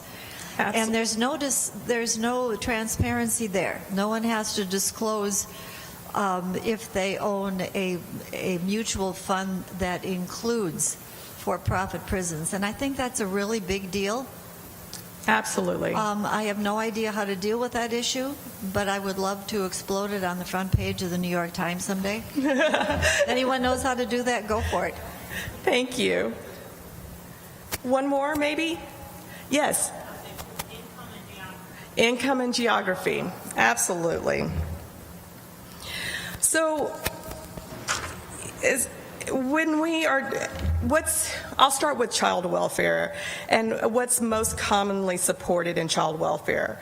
Structural and systemic bias, which is defined as discrimination that is inherently built into systems, policies, and practices that enforce decision making, that subsequently adversely affects families of color.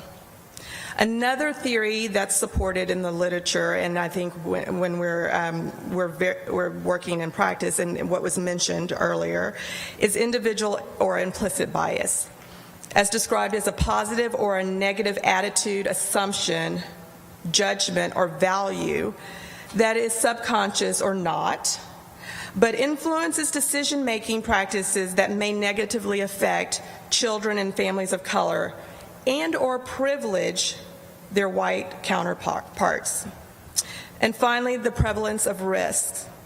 And you mentioned poverty as one, and the community environment. But the prevalence of risk theory suggests that communities and families of color have increased exposure to risks such as poverty, criminal violence or criminality, and mental health and substance abuse problems.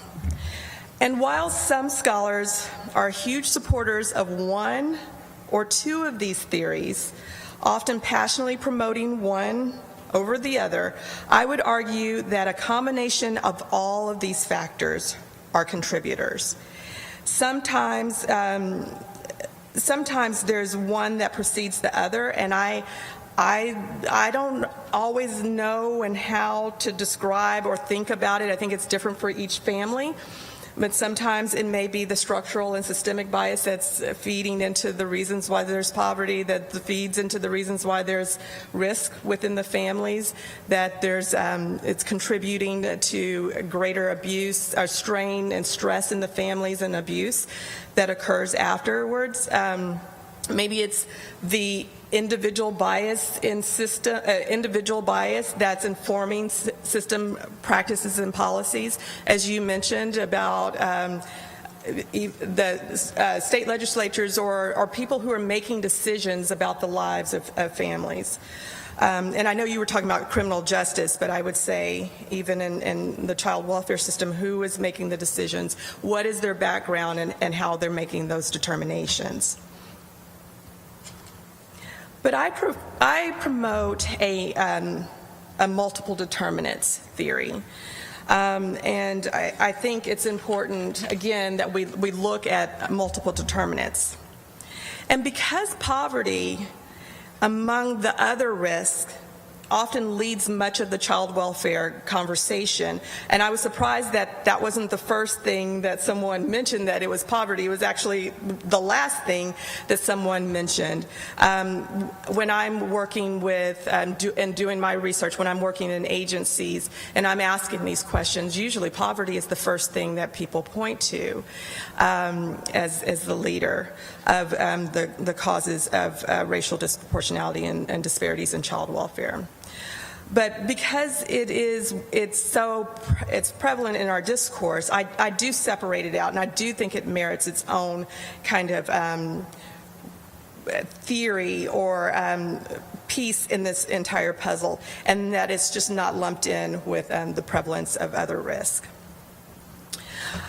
I'd like to take a moment, though, to discuss individual and implicit bias specifically.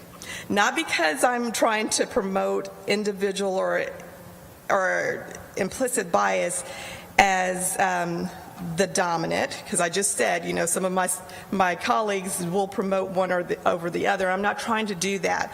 But I want to specifically talk about that because I do think that it's one of the contributors that we too often are most defensive about and in denial about.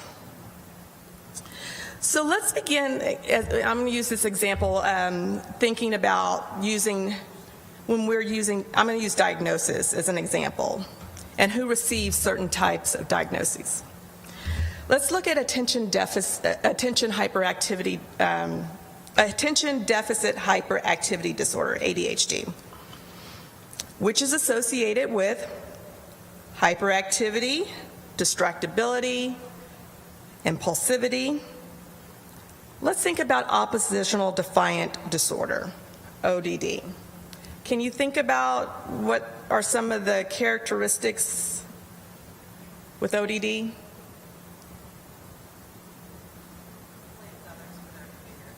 Blames others for their behavior.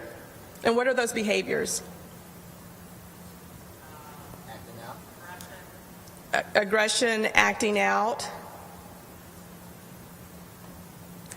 Also, there's impulsivity. Did I hear impulsivity? Yes. And some of it's there's elements of hyperactivity. Hang in here with me.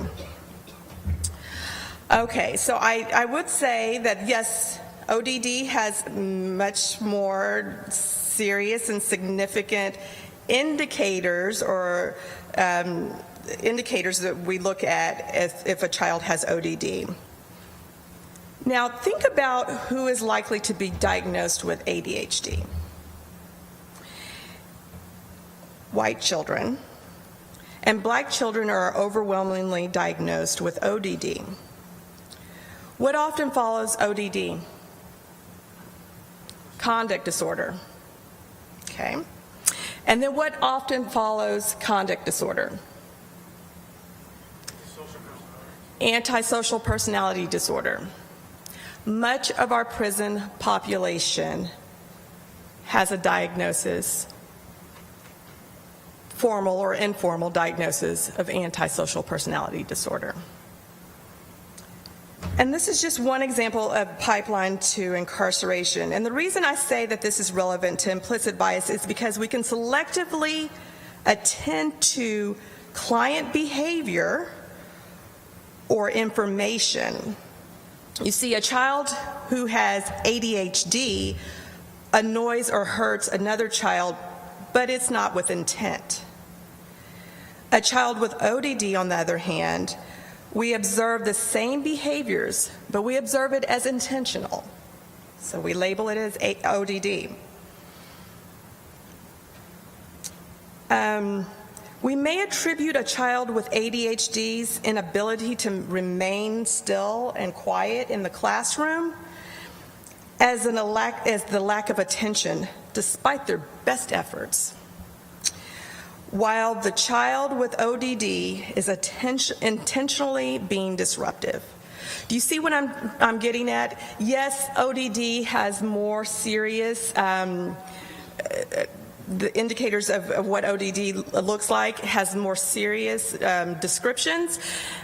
It's what we pay attention to. What are we looking at in the behaviors? What information are we gathering to make that determination of whether or not that child is being aggressive, whether that child is intentionally trying to harm someone, or is it that they're not intentionally? They may have tripped the child who walked by, but it may not have been intentional. Studies have shown that when presented with identical symptoms, Black men are diagnosed overwhelmingly with more severe mental health conditions, such as schizophrenia, whereas white men with similar conditions, when they've done studies, they've said, here is what's going on. This is what these men are presenting with.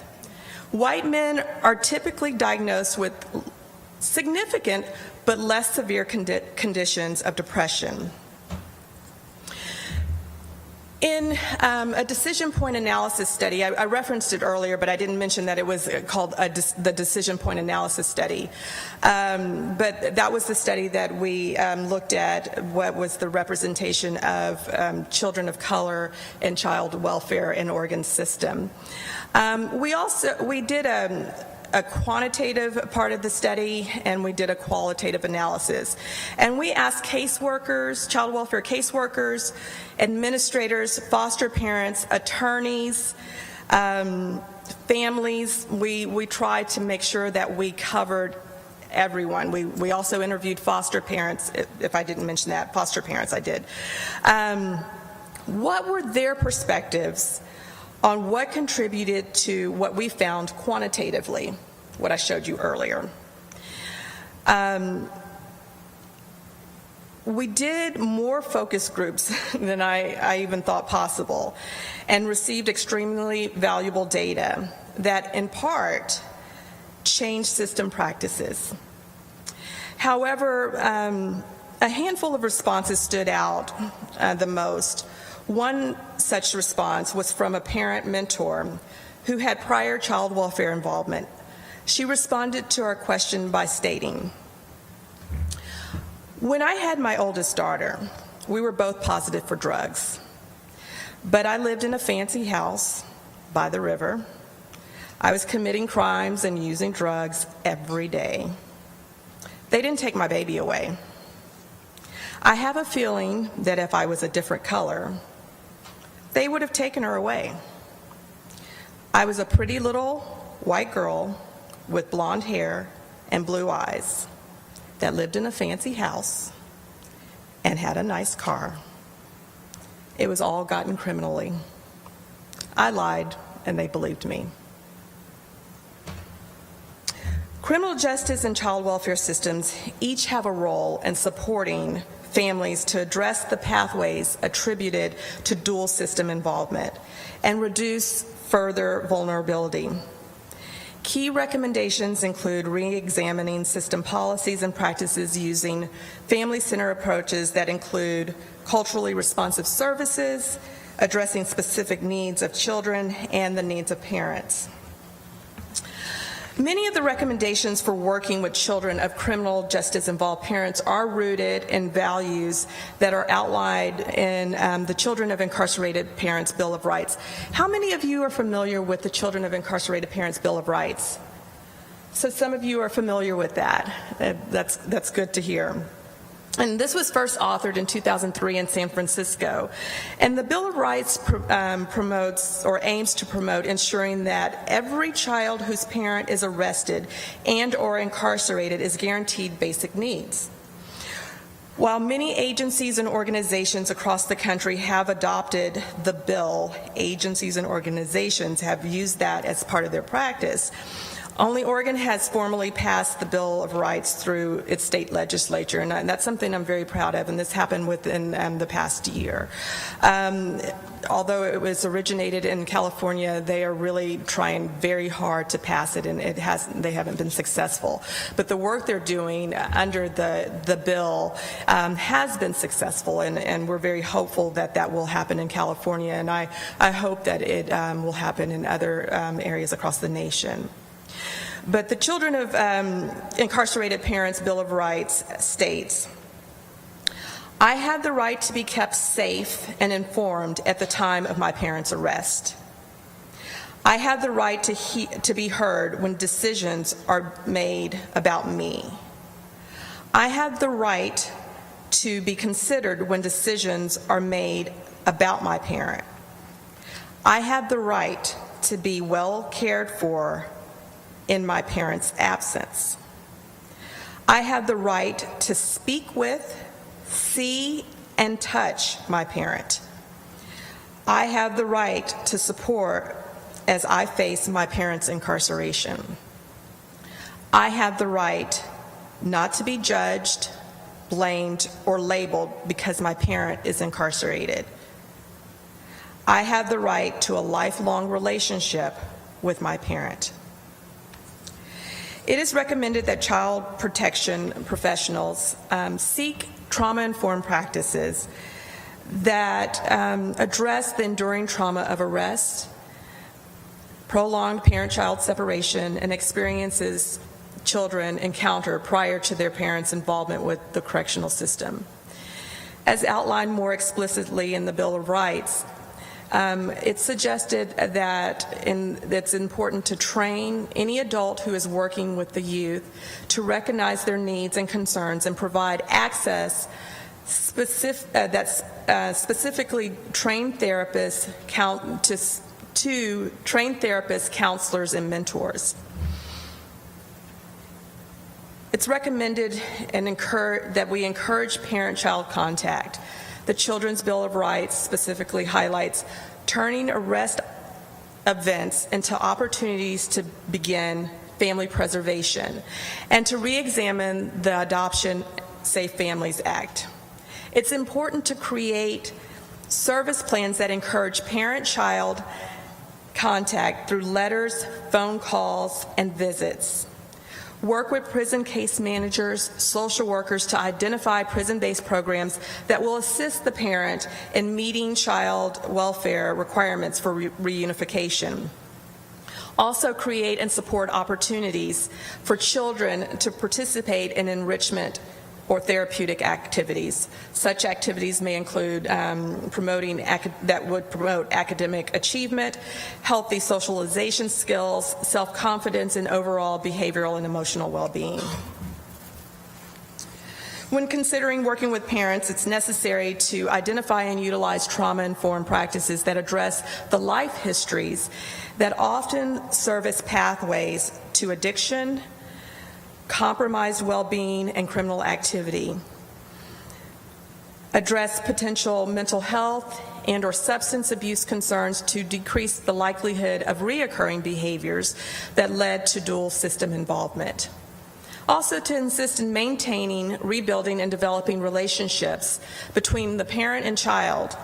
Parents often benefit from parenting classes, and not just any parenting classes, but parenting classes that are guided and assisted learning are most beneficial, and because they are able to, there's the opportunity for someone to observe what the parenting, and the parent's able to demonstrate the skills that could support reunification efforts. Promote educational and employability skill building as an essential intervention to help systematically identify, address, and resolve issues that often led to criminality.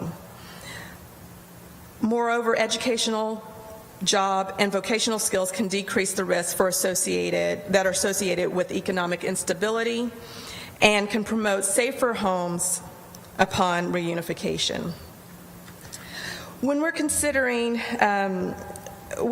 recommendations for child welfare and collaborating systems and looking at it more systemically, it's critical that systems support the practice recommendations that I outlined, and I want to mention a few additional key system policies and practices that child welfare and collaborating systems could implement. Many are rooted in addressing racial disproportionality and disparity. It is strongly suggested that systems propose policies that promote cross-collaboration to foster interagency communication, coordination, and shared accountability, and break down agency institutions working in silos. That we should promote cross-system collaboration in services that tend to poverty and the associated risk. It is also suggested that we create a policy for mechanisms that track dual-involved families So there is greater accountability to ensure family needs are being met through appropriate service provision. It's also important that we examine and re-examine policies and practices that contribute to racial disproportionality and disparity. Supporting a culturally responsive workforce is important by creating checks and balances to eliminate personal and structural bias in organizational values and cultures that disparately places children of color at greater risk for long-term separation from parents. And that goes back to what you were mentioning, this gentleman up front was saying, it's who's determining and making the decisions. When you have varied representation, ethnic and racial representation, or people from different walks of life in your agencies who are present making decisions, there's a checks and balances that occurs. I know that I've found that in my work, and I do that with my research, especially when I'm doing research here, because I am keenly aware that as an African American woman or as a black woman, I'm looking for things because I have what? Implicit bias. So I too have my own bias. So when you have someone who looks different from you, who comes from a different background than you, there's a system of checks and balances there. We also must partner with key leadership and stakeholder community and organizations, leveraging support from churches, tribal communities, and other minority-led organizations, and that can provide an invaluable resource. A related recommendation, and the final one, is to integrate family and community resources into the process as a cultural expert in court proceedings, caseworker trainings, and advisory meetings to help determine proper placement options when applicable. I would like to conclude by circling back to my introduction of Brea. Whatever happened to Brea? Well, she went on to attend college and obtained her bachelor's, her master's, and doctoral degrees. Her bachelor, she only has one bachelor, one master's, and she has a doctoral degree. Brea's life experience informed her personal understanding of the socio-political realities that influence life chances. Today, only in her mid-30s, she's a professor, activist, and published author in which she focuses on critical analysis of marginalization. Her expertise includes supporting policy and practice changes as it relates to violence against Black women, and she is a passionate advocate for improving systems that directly affect vulnerable youth, including those youth who are in juvenile justice, child protection, and with criminal justice involved parents. Brea is often asked, how is it that you're where you are today? How did you make it? She answers, I guess it's privilege of mind. I believe that I have a high emotional capacity. She states that although she didn't make it to where she is today unscathed, and still continues to struggle with the lack of resolution of her own life experiences, she views herself as the family member who just really didn't quite fit. Despite her exposure to enduring trauma, she recognizes that given her history, she too should be one of the many statistics. But she was able to access resources to help her adapt and cope with past traumas.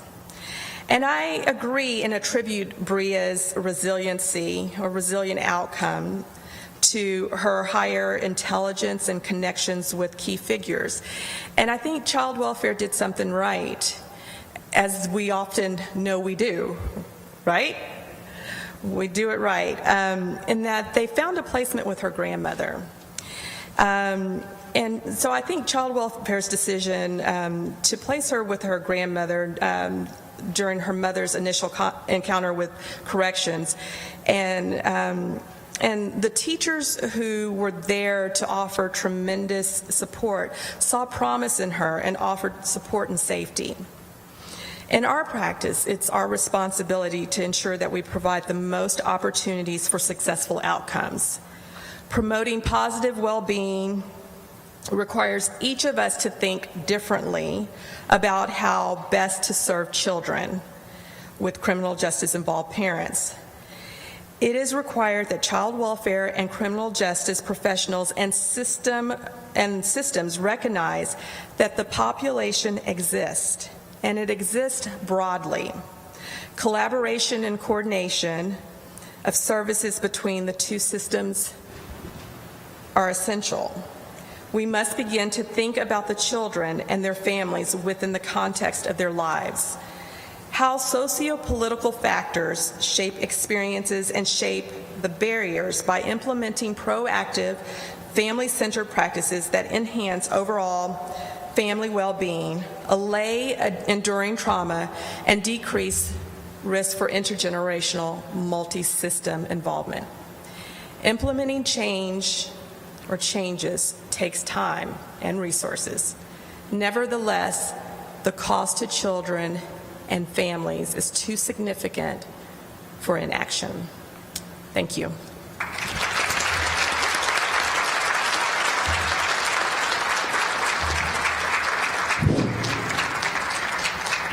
Sorry. Oh, here we go. We have time for a few questions. That's okay. We can. Sorry, this one's spot. For questions, so raise your hand if you have questions. Folks watching from the live stream, you can tweet or or email us questions. And Karina, may I say that I'm happy to answer questions. I know that's what I was asked to do. I'm usually more of a person who interacts with the audience, but there were some key points that I wanted to make sure that I made. Can we open this up for questions, and can I kind of treat this like I usually do with my classroom environment, that I'm not the only expert in the room? Okay, so I'd like for us to have more of a discussion. I'm very happy to answer questions, but I'd like for us to have a conversation. Yes. Oh. I wasn't sure if I had to shout loud. You talked about silos, and I think that really is a chronic issue, not only within departments, but also within counties.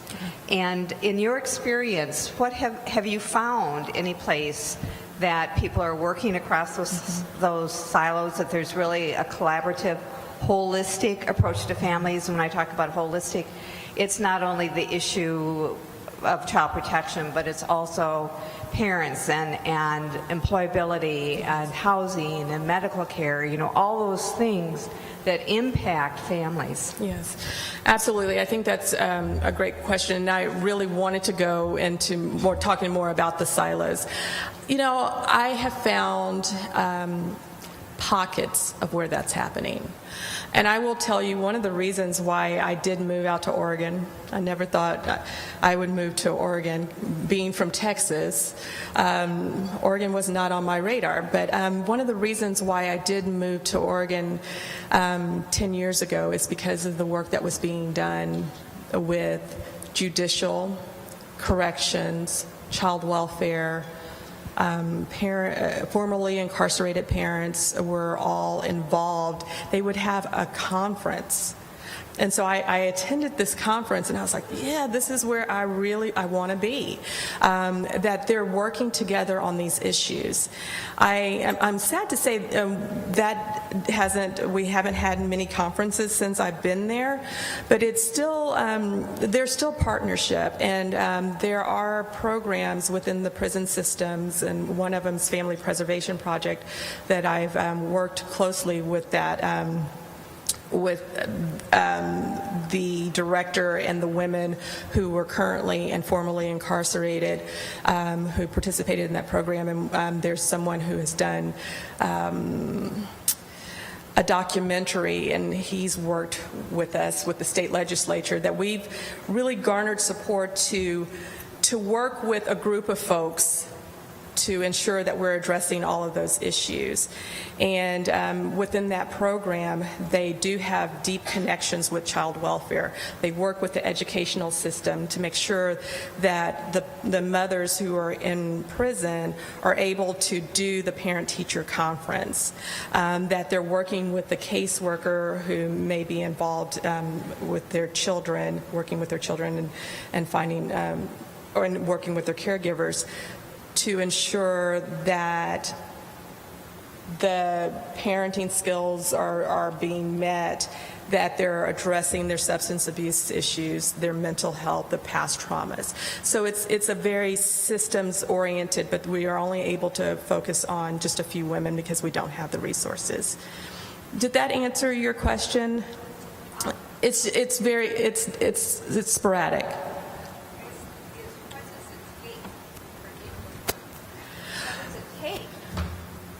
It really is. What does it take to make those collaborations? You know, it's like in what I hear your description, it sounds like the correction system might be the lead agency, and yet I think in Minnesota, it's it's so much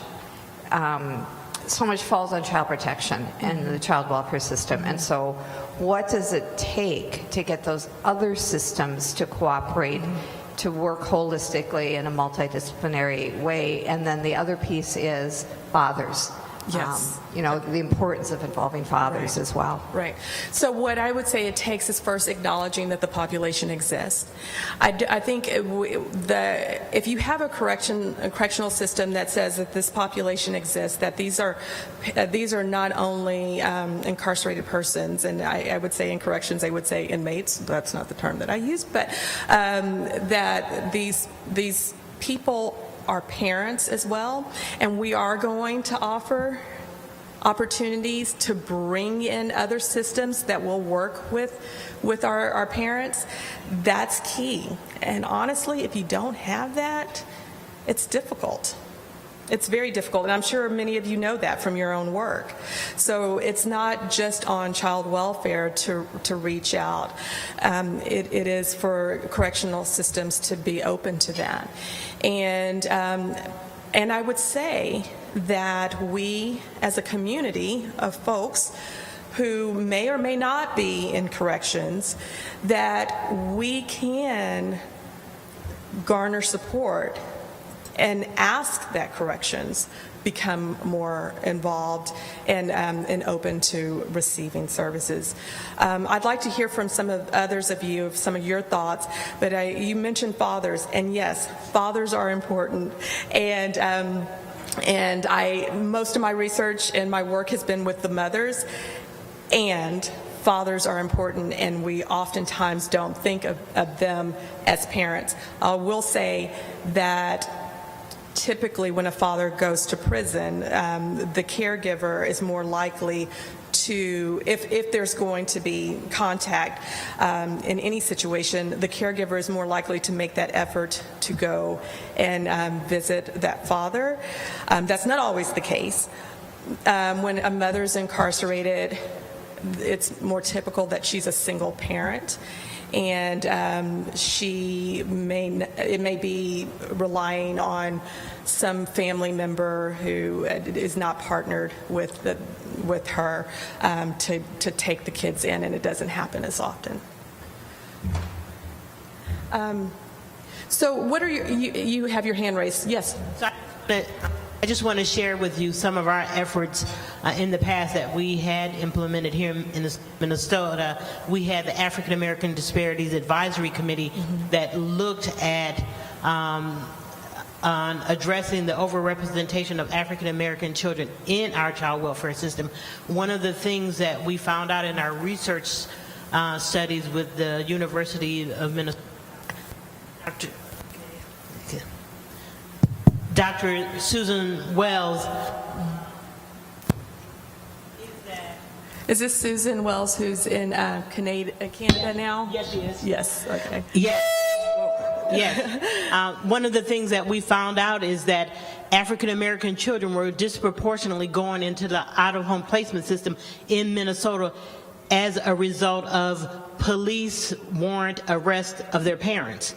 And so one of the things that our committee did was we got a law change in which Minnesota police officers throughout the state, when they're picking parents up for warrant arrest, they can ask the parent if there is a relative that the child can go to in order to prevent children, and African American children in particular, into going into out-of-home placement. And so we have a state law that says that. Just want to make people aware of those efforts. That's important, asking them. So there are too many places, and I would say maybe not states, but there are places within states that they're not asking a parent, where are your children? Do you have children? And I mentioned earlier that, out of protection, some may not even answer that question. But I love the way it's stated that you're asking, is there a relative that we could place your children? That's a great way to ask whether you have children, and to say that I'm thinking about the well-being of your children. I want to put them in a place that's familiar. Any other questions or thoughts? Any other areas where you're seeing this happen, where there's support, cross-system support?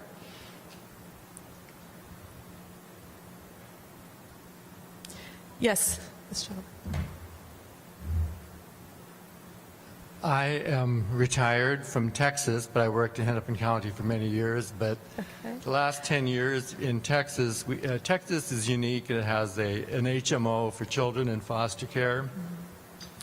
So there's a lot of cross-systems collaboration with the medical world, with the care of the children. Plus, we've initiated a trauma-informed assessment for all incoming children across the state. And if Texas can do that, I think other states can do that too.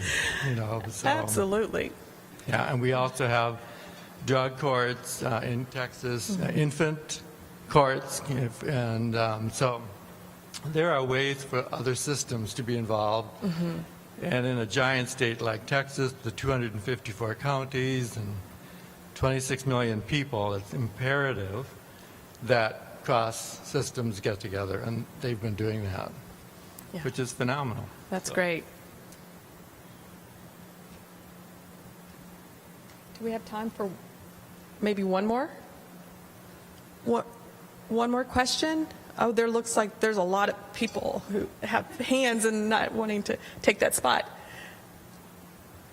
Okay. I don't know if it's working. You touched up on a lot of areas that were really important. Another area that I really kind of want to point out is that in the absence of fathers, for service providers to ask why, instead of automatically assuming that they do not want to be involved.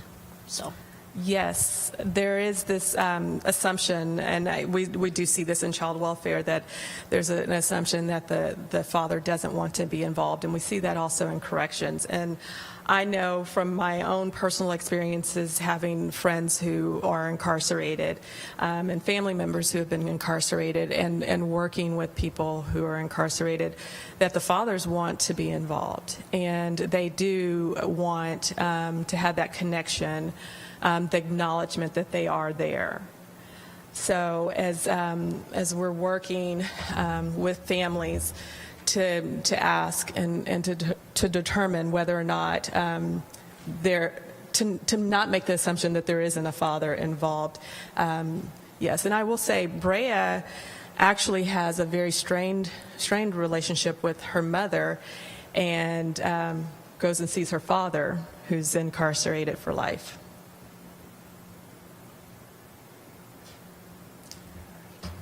Thank you.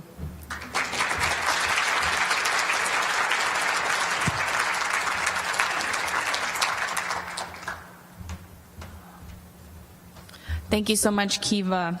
At this time, we're going to take a quick 10-minute break. And again, we have folks web streaming, so if everyone on site could come back promptly. Where are we at? at 11:13. I'll give you a 2-minute warning, but again, the bathrooms are on both sides of the room. There's still coffee, water, and snacks, and then we will come back and start our afternoon panels. Thank you.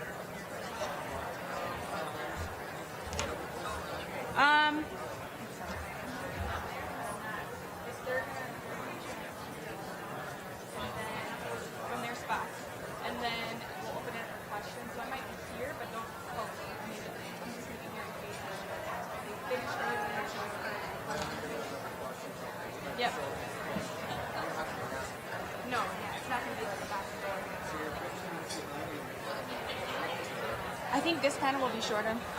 Hi, everyone. If you could, sorry, that was loud. If you could start making it back to your seats so we can get started with our next panel. Yeah.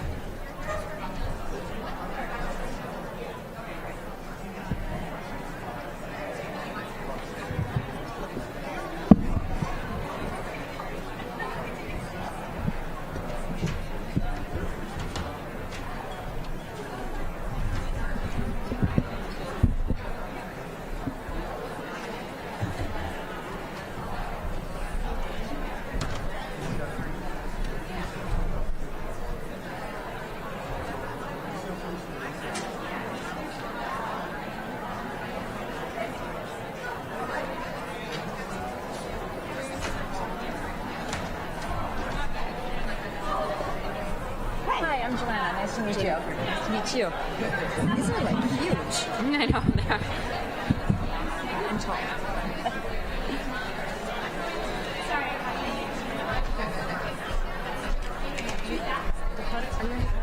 Yeah, Dakota County. Yeah.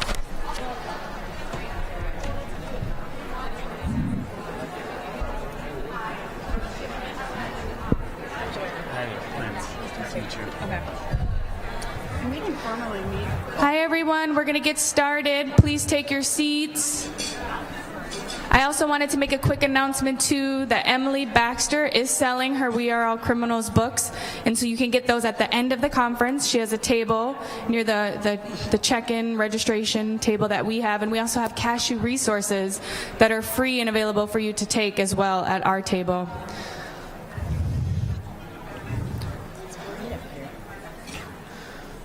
All right, welcome back, everyone. Welcome back to our web streamers. We will have two panels this afternoon that will include criminal justice and child welfare professional perspectives and parent perspectives. And at this time, I would like to introduce our first panel, which includes the Honorable Jamie Cork of the 1st Judicial District Court in Dakota County. And then next we have Joanna Woolman, who's an associate professor of law and the program director of, the Child Protection Program Director at Mitchell-Hamlin School of Law, as well as Clint Mack, who is a supervisor at Carver County Children and Family Services.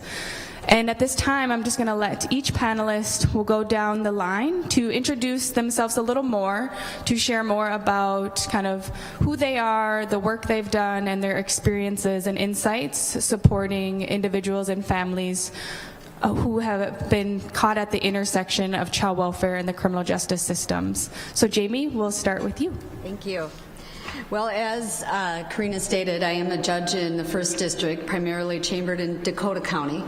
We do have 7 counties, so sometimes I'm in some of the other counties. Prior to that, I was an assistant county attorney in Hennepin County for 20 years.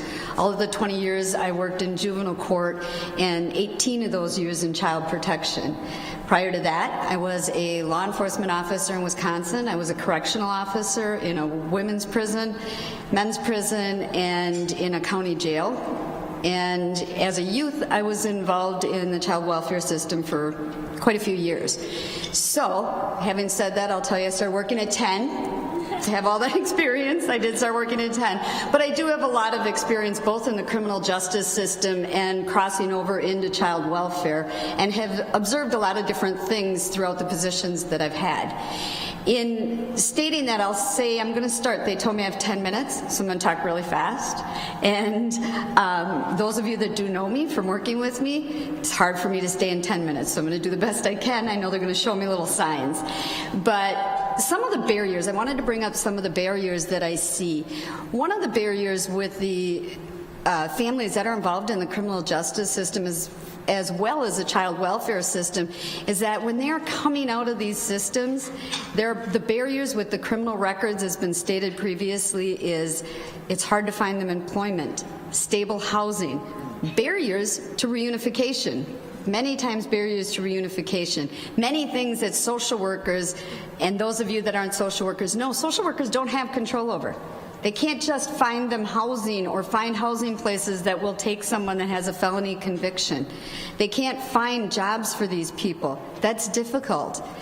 Now, not having housing is not a complete barrier to reunification, so that's not all of it, but those are barriers. Some of the things that I've seen, services, they were mentioned, services in prisons, both as a correctional officer and as a county attorney and as a judge. I see the services for parents that are incarcerated just aren't there. We've talked about racial disparity, but I'd like to talk a little bit about gender disparity also.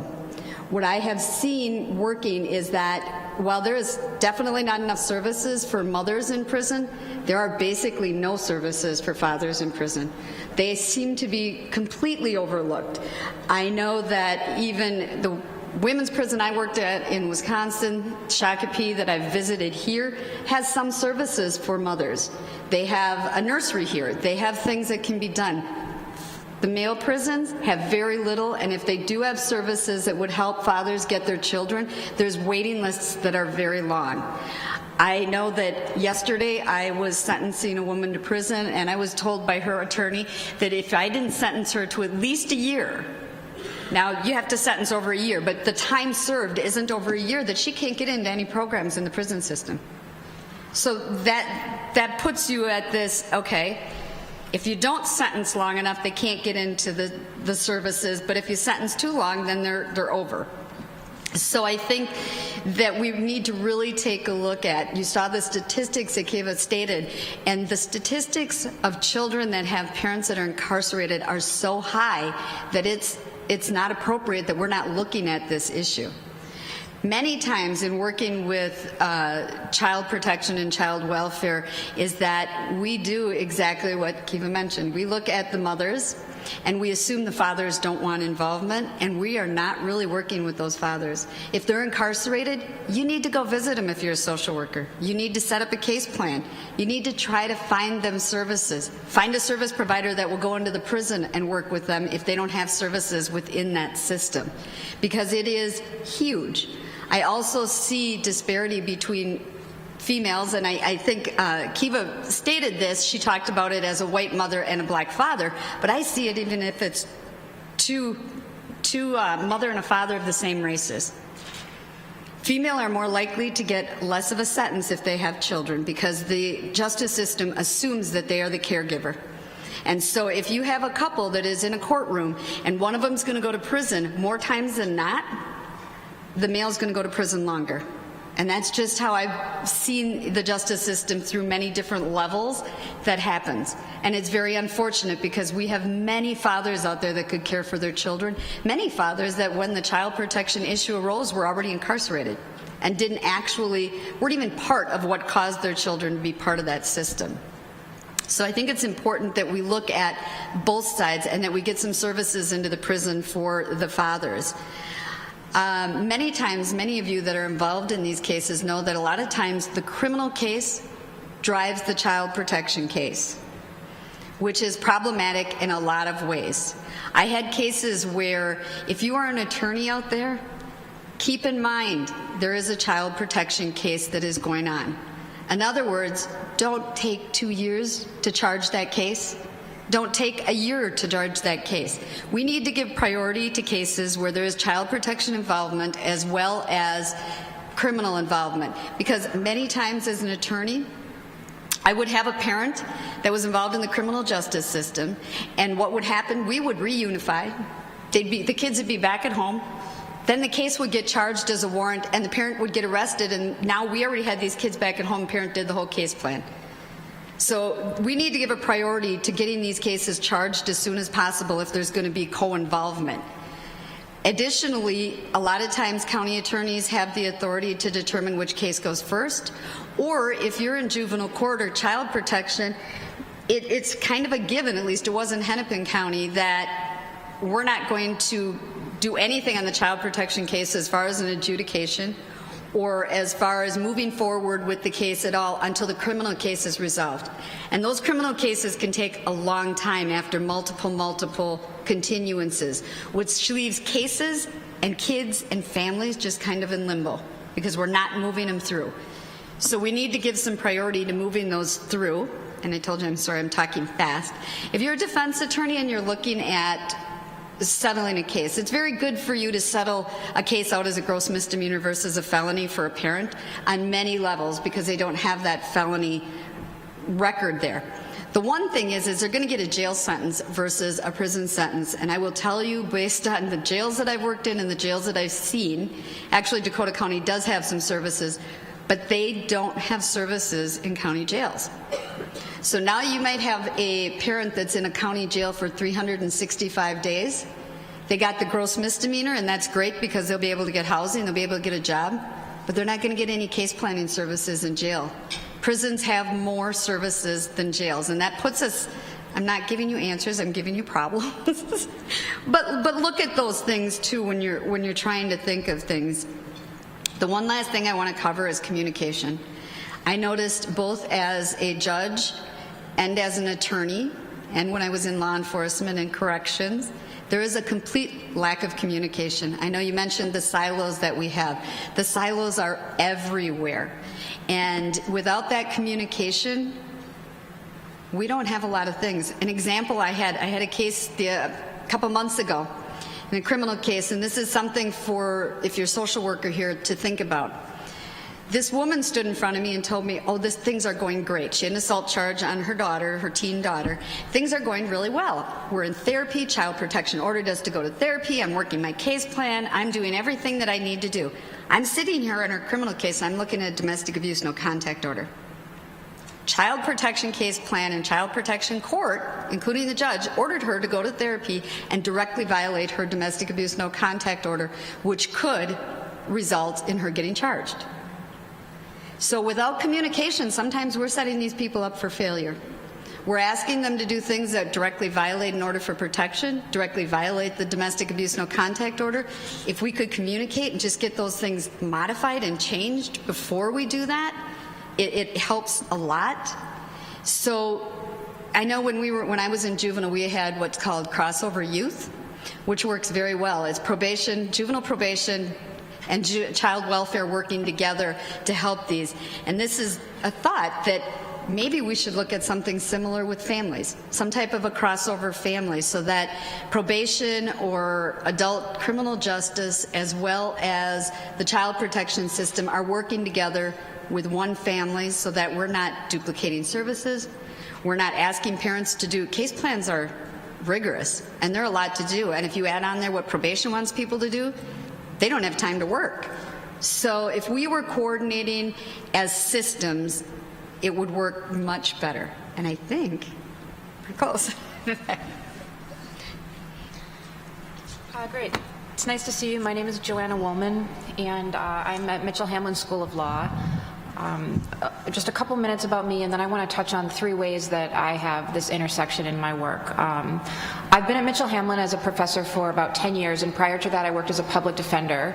I've basically spent my career working with the intersection of criminal justice and child welfare. As a public defender, I obviously represented many people charged with crimes, but at that point in Minnesota, I also represented parents in child protection cases. This was prior to 2008. My work at Mitchell-Hamlin, I run the child protection program. A large part of that program is a clinic where we provide direct representation to parents in the child protection system, and so now I spend much of my time working as an advocate and lawyer for parents. There's 3 things I want to touch on today. The first is really echoing some of what Judge Cork just mentioned, that overlap that I see with especially clients in the parent representation work I do who are also charged with crimes. And in particular, I want to talk about the crime malicious punishment of a child, because that's a fairly common charge that we see against parents in cases involving physical abuse. It's a gross misdemeanor in Minnesota, and my experience with that charge from the perspective of representing a parent is that it's extremely confusing and frustrating for some parents to go through both a child protection case and a criminal case. And I agree with the communication. So I've noticed that different counties have very different policies and practices about how they charge out cases against parents, and also their willingness to resolve the case in what I would consider a reasonable way way that promotes community safety and family togetherness. So, for example, in Ramsey County, many of my clients are brought into the child protection system with allegations of abuse and also charged with gross misdemeanor malicious punishment of a child.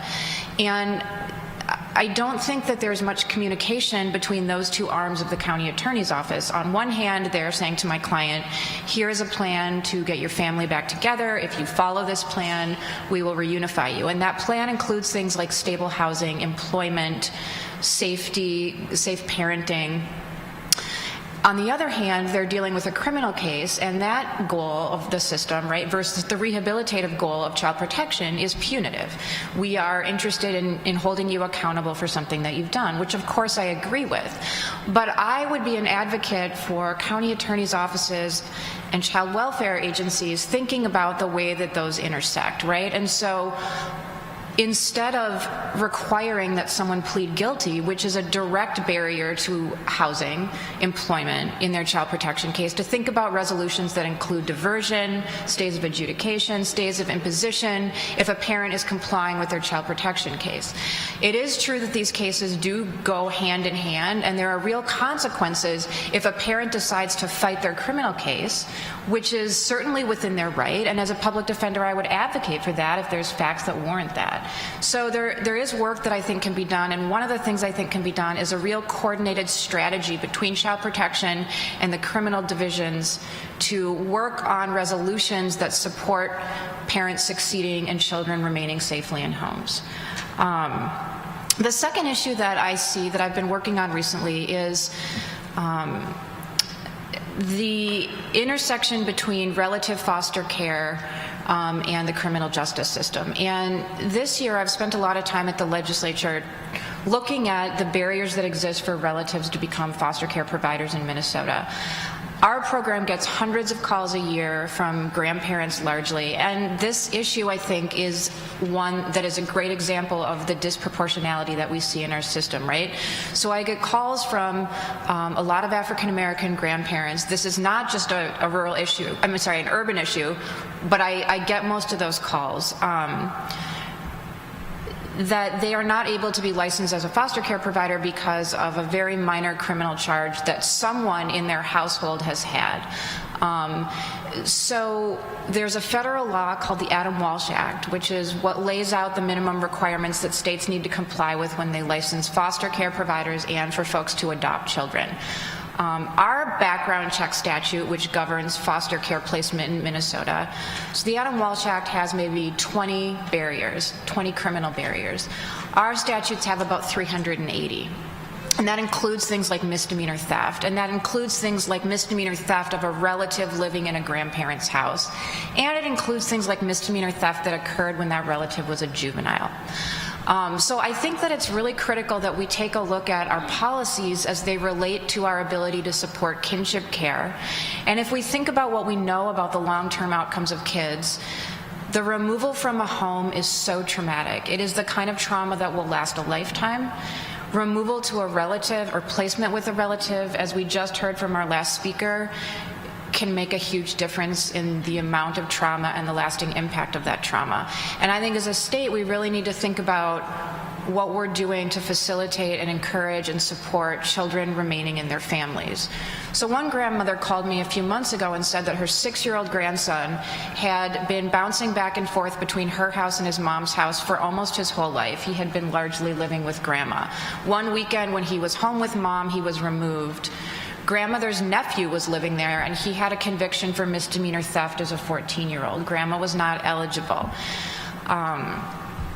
Kid was placed with white family, not with grandma, where he had been essentially living for his whole life. And I think when I hear stories like that we are not doing the right thing for kids with our current policies. I think there's issues with the process as well. I get a lot of calls from grandparents and other relatives that when they do an emergency background check with a caseworker, that's coming back with a red flag, with a disqualification. Our law says that the caseworker is supposed to work with that family to get it set aside or on a variance.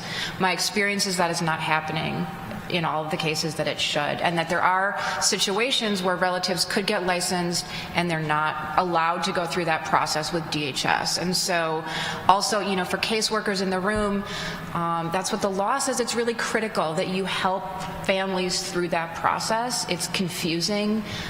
There is no right to an attorney to get a variance or a set aside, and so just would encourage you, when that situation is appropriate, to really consider doing that.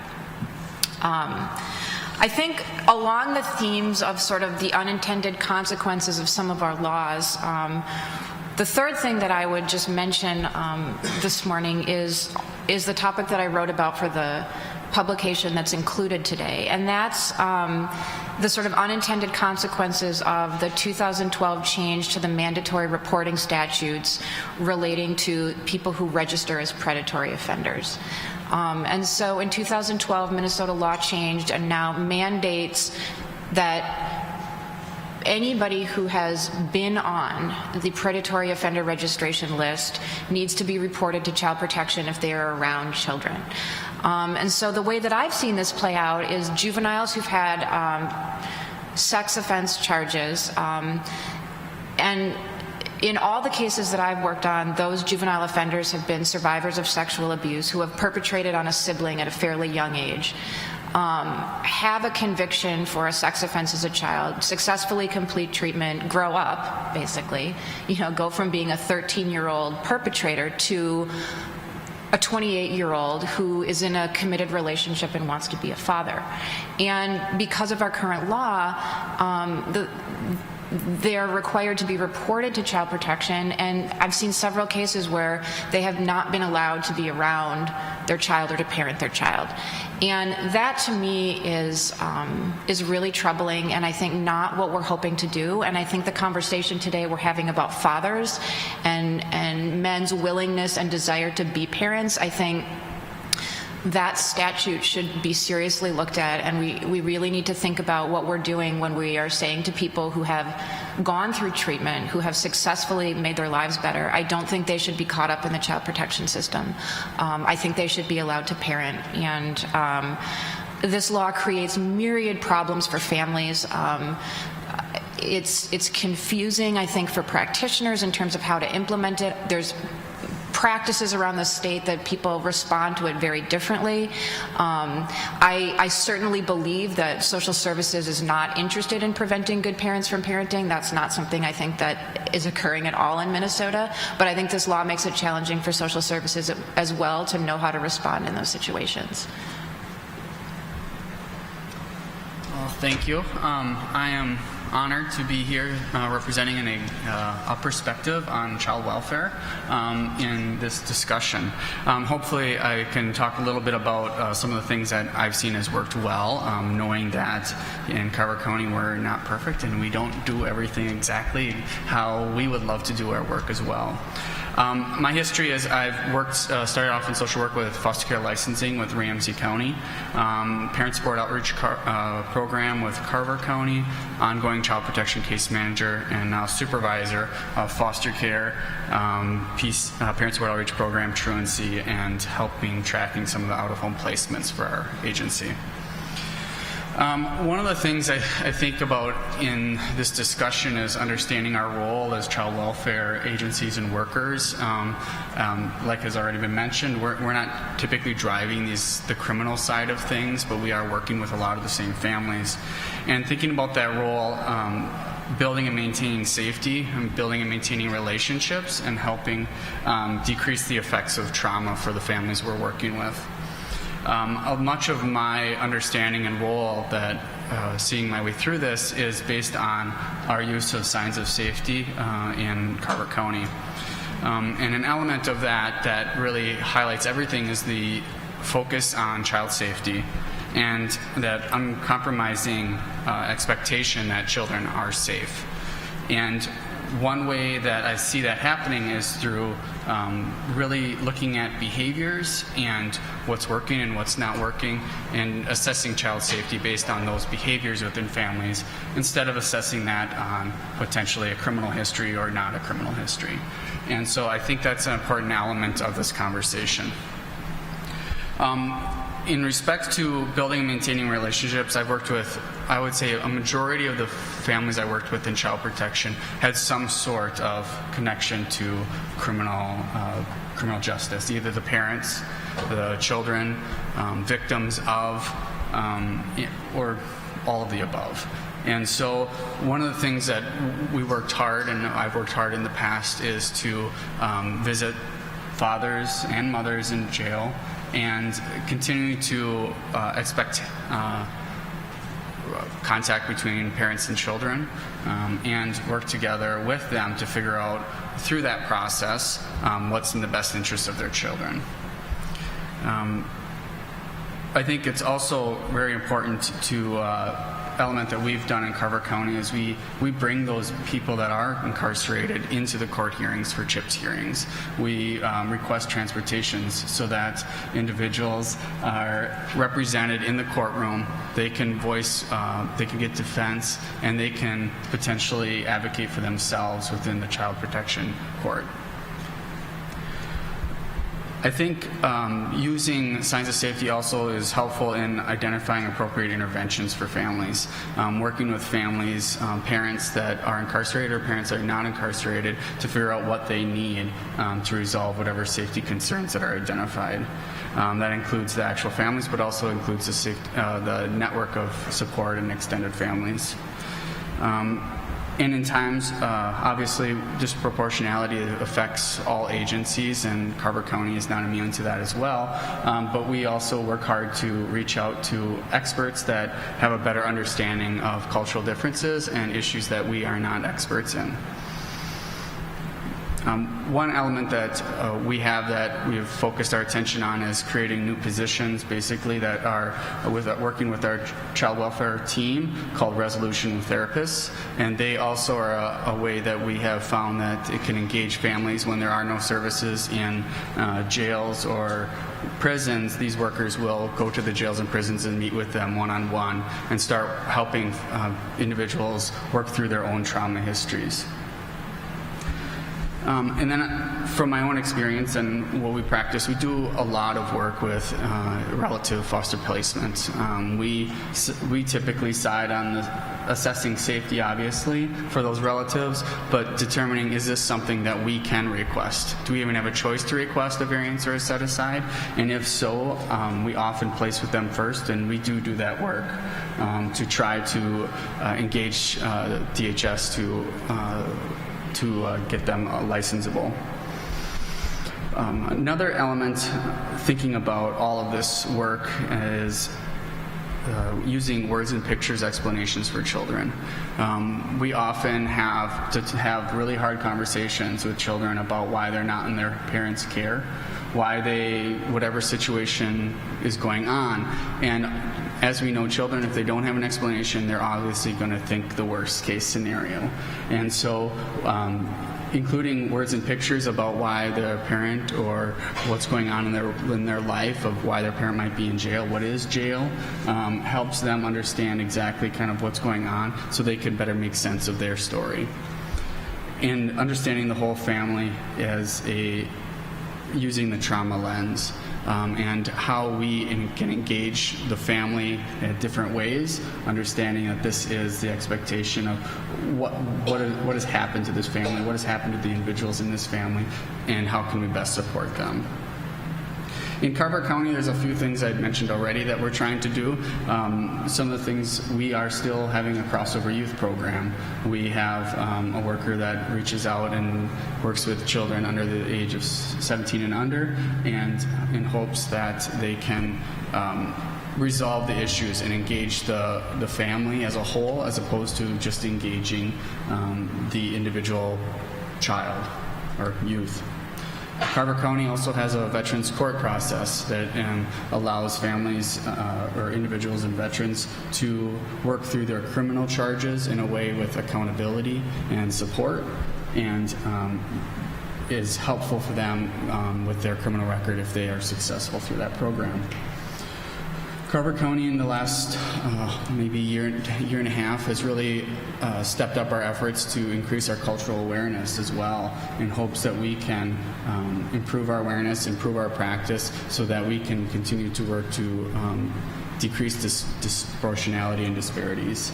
Let's look through doing inventories for our staff and bringing in some excellent speakers and really having some hard conversations with each other about what this means and what this means for our families. Obviously, there's struggles. There always are struggles. We highlighted some of those struggles already today, and so I don't want to necessarily dive into all of that. But they're real, and as a child welfare worker, it's really difficult to work with a family when one of the major components of their case plan is finding somewhere to live. And even if it's not their home, just a place to live. And that becomes a massive barrier for our families. And so I think understanding that it exists and anything we can do to help with that, we've engaged, we know certain landlords that we can reach out to and say, you know what, this family needs a place, and do you have something that we can work together on? We also look at helping with employment as well, and the stigma that goes attached with this. Some of our family's biggest critics are their own families, and the other family members that are on the other side of the relationship, and whatever that looks like.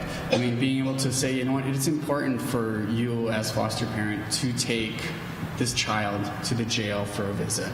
It's important for you to not talk negatively about that parent to the child.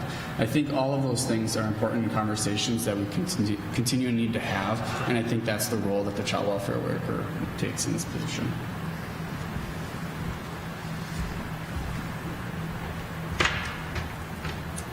Thank you, Jamie, Joanna, and Clint. At this time, we have a few minutes for a few questions, so we'll open it up, and we can send the mics around. So just raise your hand if you have questions. We've got one up here up front.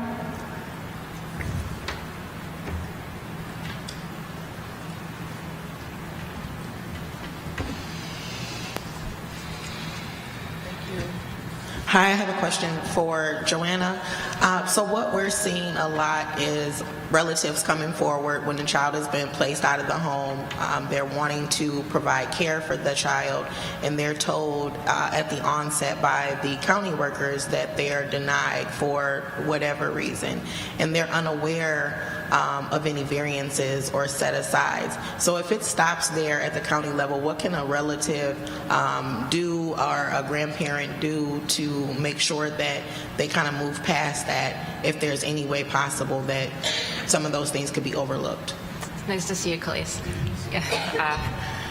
So in order to get a variance or a set-aside, or to appeal the disqualification, even if you don't think you can get a variance or a set-aside, there's a process through the Department of Human Services at the state level. It's an administrative process. So what's supposed to happen is, once there's a disqualification, they are to receive notice of that in writing and the right to appeal that decision.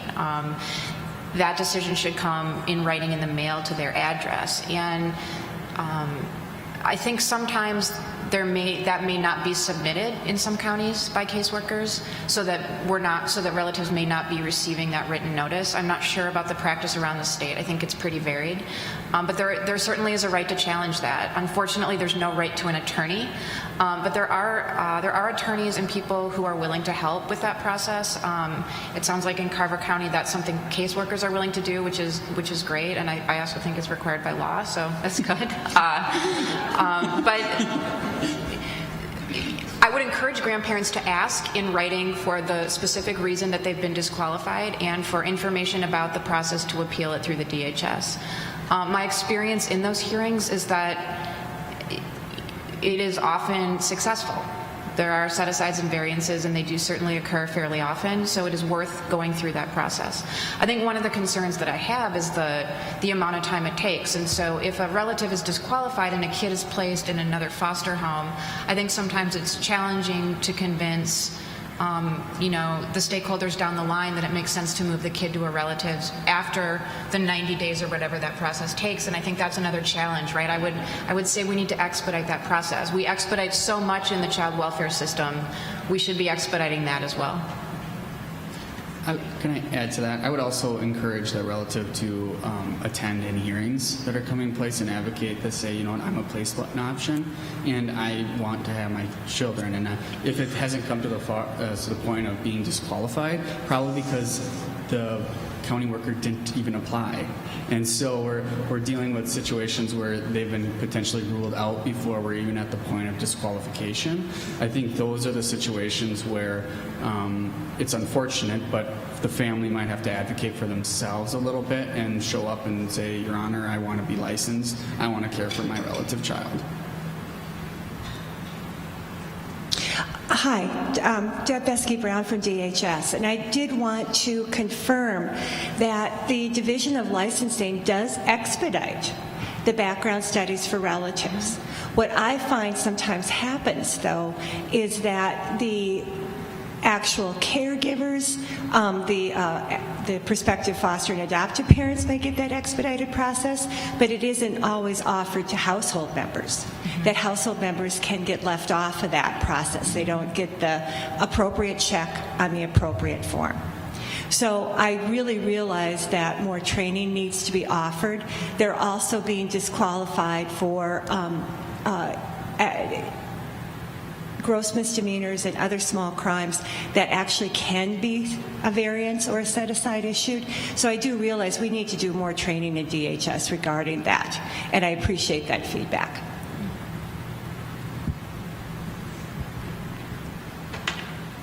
Do we have time for another question? Right, table.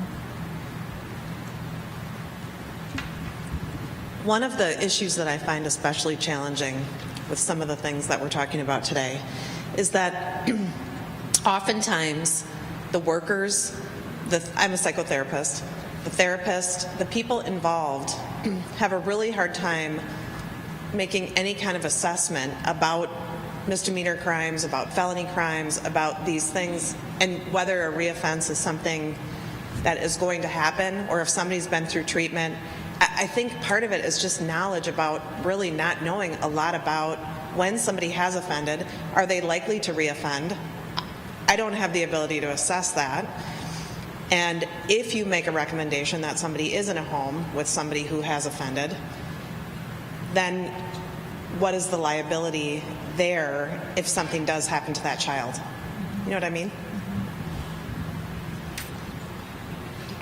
I can't talk about liability. I don't mean liability in terms of like insurance and getting sued. I mean liability in terms of if a kid gets harmed. And are you talking about family members or parents? Both. Both. I think that as far as parents, you should have caseworkers that are working with the parents and should have some idea of risk assessment and have that. As far as family members, I think a lot of times that variance procedure should be looked at. I know that it's not always offered. A lot of times as a county attorney I would get, they're not eligible. Why? Well, they had this crime back here, but nobody's working with them to go through it. I've been a foster parent.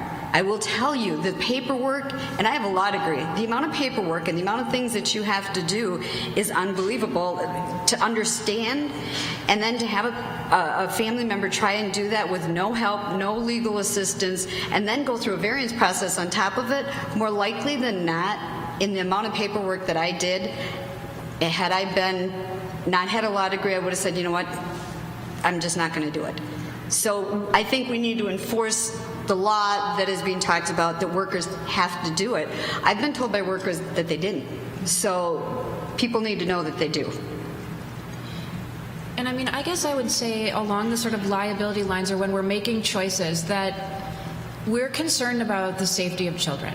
And when we think about the kind of barriers we want to put in place for foster parents, I think we really need to keep the safety of children as our focus. And that the list that we have right now includes things that I think have nothing to do with the safety of children. So I would advocate that we really think through what barriers exist for foster parents and do they make sense from a safety perspective. There's always going to be risk. There's going to be risk with people who have no criminal convictions. We can never 100% control risk, but what we can do is be thoughtful when we make policies that impact kids, and that's what I would encourage us to do. So to keep us on track, we're a little behind on time. I want to wrap up our first panel, so that we can move into our next panel for the afternoon. Please give a hand to Jamie Cork, Joanna Woolman, and Clayton Mack for joining us.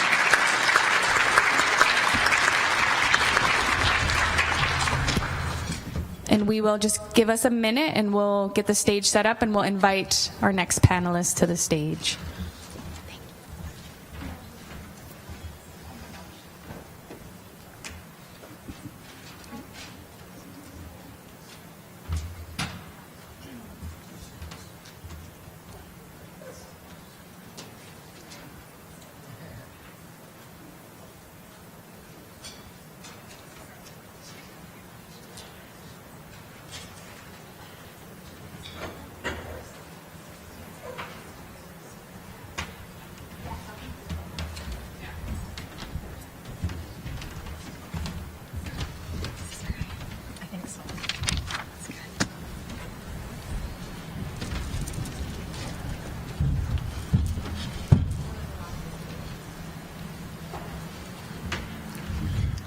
All right, thank you all for joining us on stage. So at this time, I would like to introduce our second panel. We have with us today Dr. Rebecca Schlafer, who is an assistant professor in the Department of Pediatrics at the University of Minnesota and the research director for the Minnesota Prison Doula Project. We also have Tanya Hansi, hope I didn't butcher that, who is an incarceration survivor and We Rise Minnesota Prison Doula Project Leadership Circle. We also have Guy Bowling, a workforce development manager at the Fathers Project, as well as Brantley Johnson, a citizen father and community consultant. And so right now we'll go down the line and just give each of you, we're a little running behind time, so 10 minutes, a little less, no worries if you wrap up sooner, and we'll have time for questions after. All right, we'll start with Rebecca. Thank you. I'm having a little bit of an identity crisis and thinking about how best to introduce myself, because for those of you who know me, my professional world very much intersected with my personal life 4 years ago. So I've been asked to be here today as a professor of pediatrics. My background is in developmental child psychology, and I've spent my entire career conducting research with and on behalf of families affected by incarceration. In that role, I also serve as the research director for the Minnesota Prison Doula Project. So a lot of work focused on advocacy for currently and formerly incarcerated mothers, particularly pregnant women at our women's prison and now all across the state. I've also been a guardian ad litem in Hennepin County for almost 10 years now, and so I've seen this from that side of my work as a volunteer guardian. And unexpectedly, 4 years ago, we became relative kinship foster placement for our niece and 2 nephews who were 4, 5, and 6 at the time. And so I wouldn't wish this, like what I call a cruel irony, on anyone, but I think it's important for folks to know that I had what was supposed to be some of the national expertise on this intersection between parental incarceration and child welfare, and when this came to my front door, I had no idea what to do. And my personal experiences of going through this system, these systems collectively, has really frankly challenged me as a researcher. Every single day I think, what have we missed? What did the data not show us? What don't we know about the moms that we're working with at Shakopee, and how can we better support them? And so I'll just leave that there. I hope that as we have questions, more of that will come out, but I'm wearing lots of different hats today, and it's sort of hard to know, am I talking about this from my professional world or my personal world? And at some point here, it's all blended together in a way that I can't keep straight, so. Again, my name is Tanya. I'm an incarceration survivor, a revolutionary mother, and fighting for criminal justice reform at all fronts. I also the founder of We Rise. It's the leadership circle for the Minnesota Prison Doula Project. I work with other prison reform and prison abolition groups to try to bring it to the community instead of being in the same system. I was incarcerated throughout my life, but I got my prison ID number when I was 14 for running away from home. I also was in foster homes most of my life, from 12 on, in and out. So I became an inmate and marked by the time I was 14. Looking at my children now, I have a 23, a 17, and a 3-year-old. Life's a lot different for my 3-year-old than it was for my 23 and 17-year-old. I was doing some reflection yesterday, and I make sure to always acknowledge the trauma that my older children have went through because of my incarceration in my prior drug use. I was incarcerated on every one of my pregnancies, unfortunately, for violations. And so when we look at violations, my violation was my probation officer had a wrong phone number for me. I was violated and put into jail. I almost lost my child, my 3-year-old, because of being incarcerated in the health care that happens there.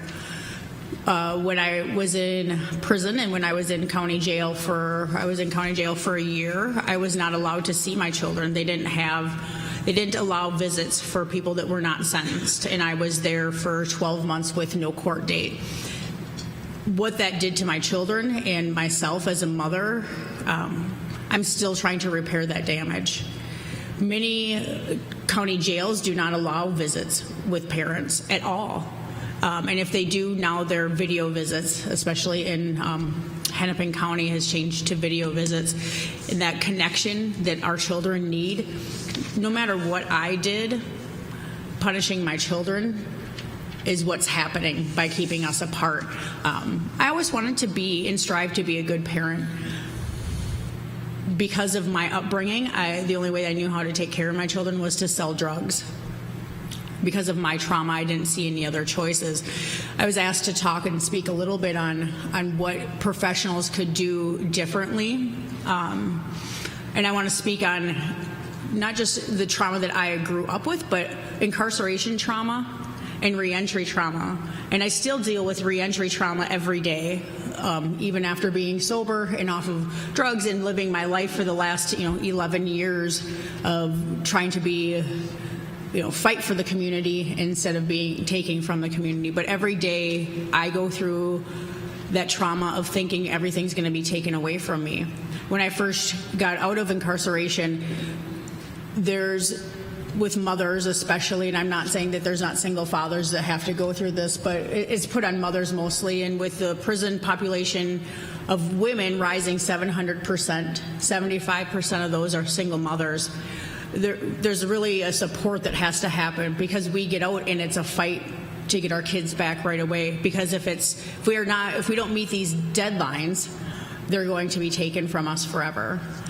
There's not a support there; it's more of an accusation. Instead of looking at the mothers as you're a trauma survivor, you've went through trauma. Because if we really believe that trauma changes the brain, and that's proven, right? Trauma changes the brain. Then we have to look at ways to support that instead of saying, you made a mistake, you made a mistake, you made a mistake. I can take accountability for what I did in my life now, but at the same time, I acknowledge the fact that I didn't see choices. At 14, I didn't see a choice of how I was going to survive. And this is not just my story, it's the story of, I'm going to say, the majority of people that are incarcerated, especially parents. And single moms. I can speak on single moms because that's who I am. But a lot of the times it's because we get into relationships because we want the family unit that we think we're supposed to have. We don't know how to get away from that. There's domestic violence, trying to get away from domestic violence. And to do that, we turn to ways to survive, and if that's sex work or if that's selling drugs or if it's, theft or what have you. If you look at what the reason people are committing these crimes and how we can support them when they get out. I know for myself, even after it's been, like I said, it's been 10, 12 years, I still can't get an apartment. So how are we expecting mothers to come out and get a safe and stable place for their children to be if they can't get an apartment? We know with the rising costs and rent here, I couldn't afford an apartment by myself. And I make I'm a professional now. I'm a project manager now, and so I still struggle to survive on that. When we come out and women are getting offered jobs, and we can support you by paying you $10 an hour, there's nowhere, because we now have a felony and we can't get into subsidized housing. Same with jobs. Trying to get into getting careers. Again, it's been 10 years. I still struggle if I'm on the job market to try to do that. And so as a mother, and as when we look at the child welfare system, are we supporting mothers in looking at all the struggles that they have, or are we putting these expectations that there's no way that they can meet those, and it just beats us down more? So thank you for having me. Thank you. Good morning. Are you still with us? All right. My name is Guy Bowling. I'm the Workforce Development Manager with Goodwill East Associates of Minnesota, and I manage a program called the Father Project that some of you may be familiar with. But let me just ask a question. I'm going to make this a little interactive. I'm like Dr. Key. I love the interaction when you have discussion with folks, keep them connected, and plus wake them up if they were pets, right? Just by a show of hands, how many parents do we have in the room? Just raise your hand. Okay. All right. Aunts, uncles. Okay. Parent figures. Okay. And lastly, for us brave folks in the house, grandparents. Okay. Great-grandparents? I think I covered everybody, didn't I? Is that everybody?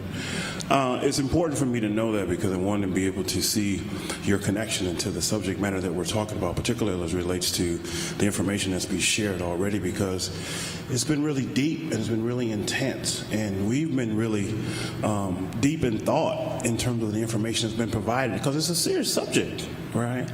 It's personal and it's heavy. Right. So I wanted to lighten it up because this is critical. We're talking about a crisis. And what I heard trickle throughout a lot of the presentations that has happened so far is, what about the father? Right. What's his role in all of this? Is he being acknowledged? Is he being connected? Is he even know what he's supposed to do in terms of his responsibility? Is he being ignored, right? So I'm here to advocate on behalf of fathers, not because I'm anti-mother. Number one is because I am a father. I grew up with a single mother, an amazing single mother, in an impoverished community in Chicago, and we moved to Minnesota when I was in elementary school.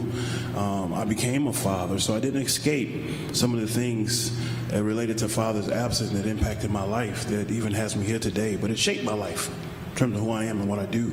So I became a single dad. I became a dad as a teenager. I was 16, right? What do you know about parenting at 16 years of age, right? I mean, anybody in the room, what did we have any idea about, let alone sex, but parenting, right?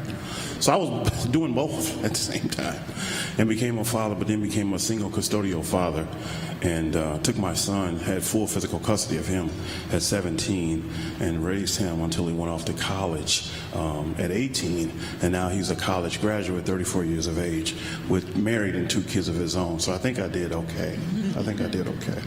But it's still a struggle, because I think for those of us that are parents or grandparents or still have our living parents, you never stop parenting. Right? I used to think, well, at 18, I'm not going to hear from him anymore about things I need to help him with. Yeah, okay. Right?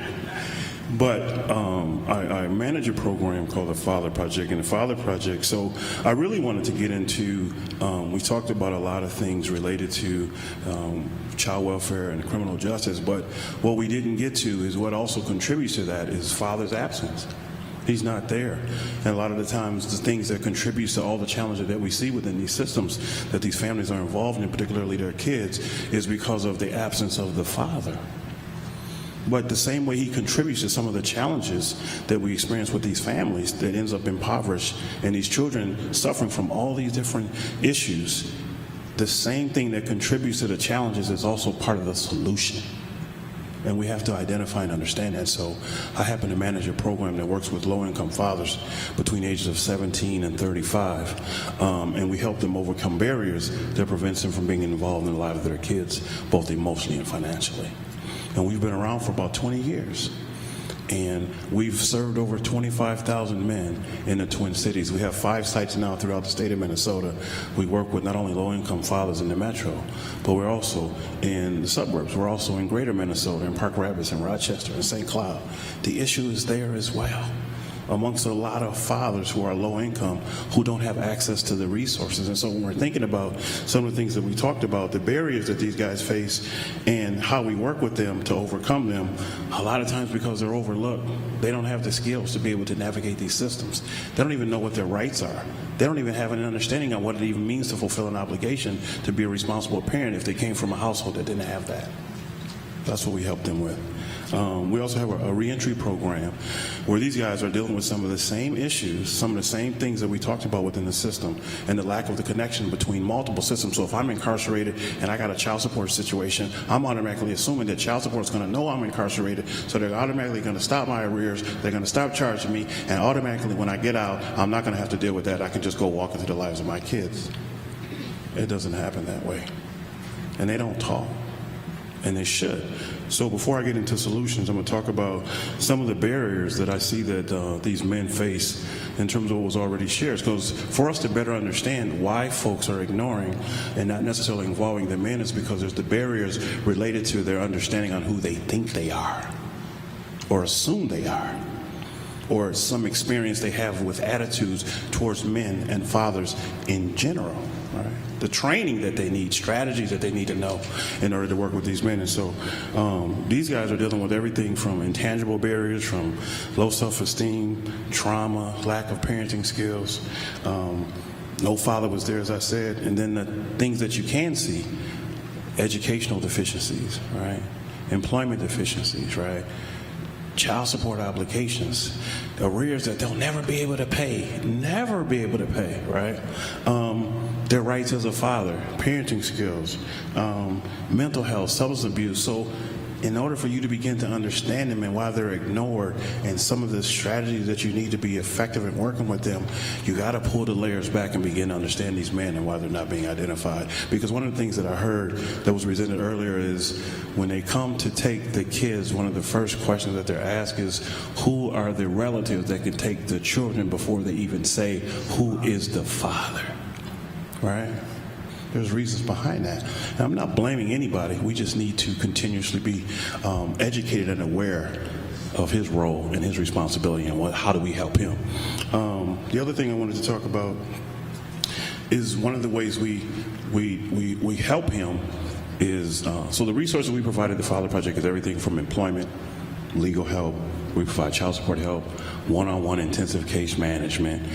We have GED services, child support services.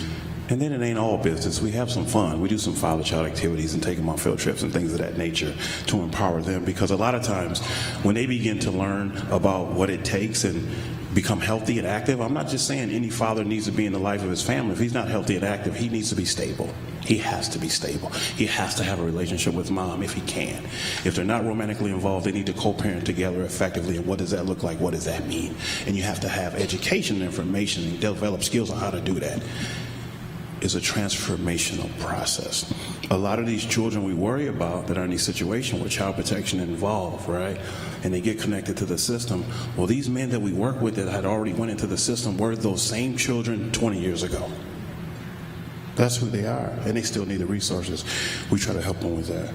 And then the other thing I wanted to say is, well, we have to collaborate. So the way our program works and what makes it so effective is we have a number of people at the table.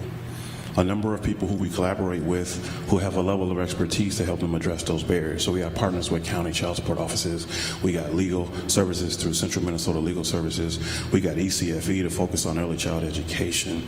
We got folks at the table from employment, resources, and we're all under one roof. It's a one-stop shop, right?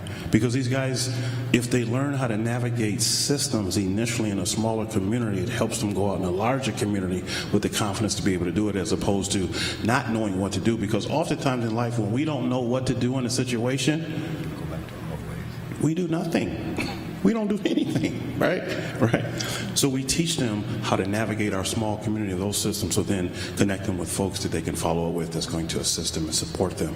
And so I know I probably got 10 minutes is up, but the thing, and I'm also open for questions as well, but I think more importantly for you to hear, not only from what I'm saying in the work that we do with fathers, but I think what's important for you to also hear is the voice of one of the men who have went through services we provided, overcome those things, transformed, and now is committed, responsible, actively healthy, involved father. And so I'm gonna turn it over to him. He's one of our leadership guys in our program, because what we realize is once fathers address their issues, they become stable.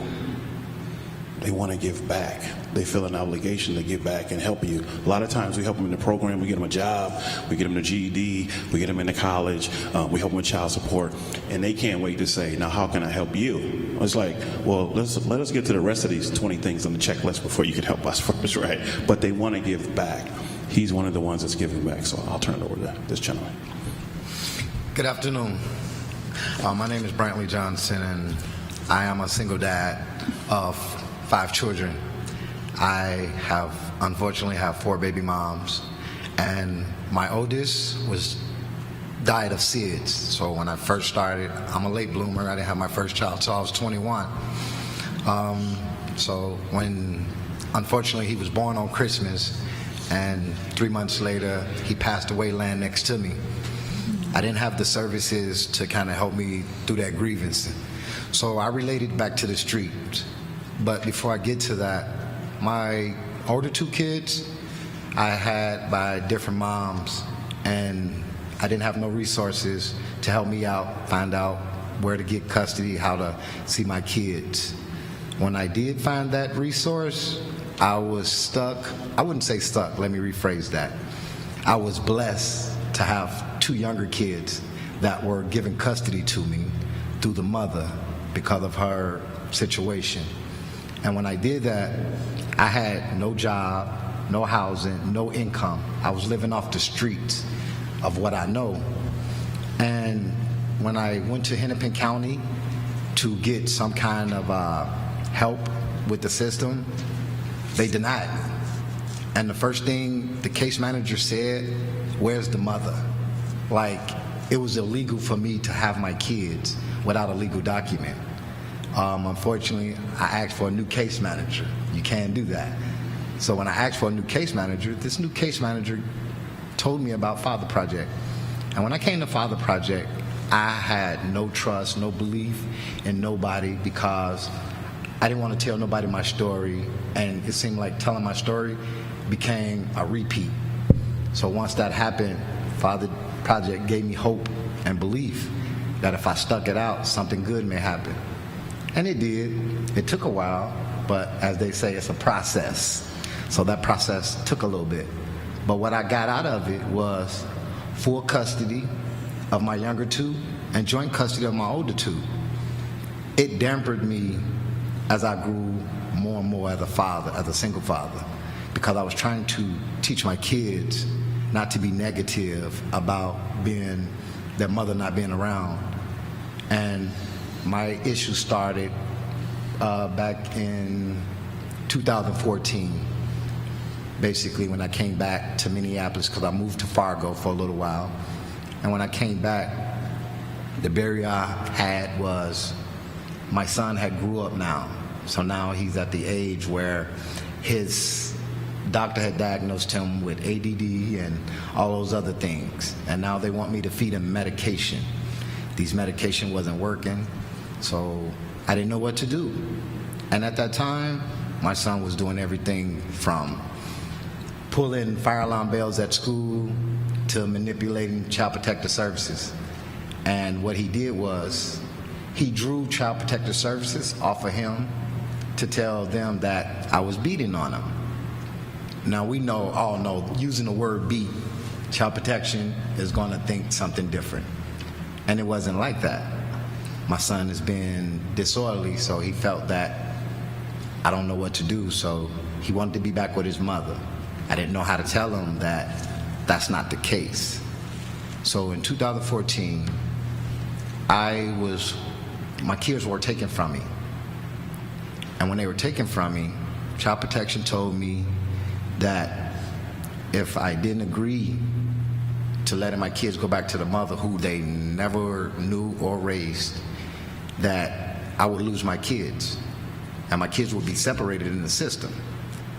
I didn't know nothing, so at this time, I agreed to let my son and my daughter go with their mom, who my daughter never met, who she never knew, and she's 8 years old at this time. So to be disconnected from her, my only daughter, it hurted me. It put me in a mental illness state where I didn't know what to do. I thought about suicidalness and everything because my kids were my last hope of making me a better father. And I relied on them. With them being around, I relied on them to make sure that I make it through life. And when my kids were taken from me, the only thing I can do was go back to Father Project because that was the only support I had at this time. I went to a doctor and therapist, and all they would do is just talk to me, and that wasn't enough.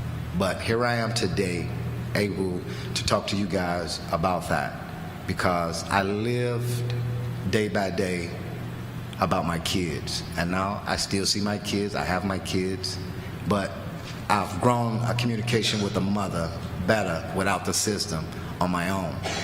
And it helps, but it don't help. I'm just here to say to you guys today, think about if that child, if you say it's for the child well-being, find out what a father is. Just don't disconnect them because she's not going to tell you about him. And she don't want you to know about him until we come out. It's hard for us men to speak out because as I look now and I look in the audience, I'm looking at myself, I feel a little bit distant because I'm like, where are other men? I know it's a lot of other men out here fighting for their kids to do better, to see their kids, but unfortunately we have the law doing something different. I am here today in that knowledge to say I am very successful in my whole life. I'm part of Governor Dayton's task force for mental health with people dealing with mental health. I'm also on the board advisory for the University of Minnesota for Realliance of Case Managers. I'm also in my second year at U.S. Bank Stadium, and unfortunately I did start my own consulting company to help out fathers navigate through systems because dealing with case managers, I've had case managers not know some information, and I know more information than most case managers, and that's kind of bad to me because as a case manager you should know a lot of things, but when you don't have the proper what they say technology, we can't do and solve a lot of things. But I found that on my own without medication, without doctor or anything. So just be open-minded that fathers are around and they're popping up more and more because we love our kids more than anything.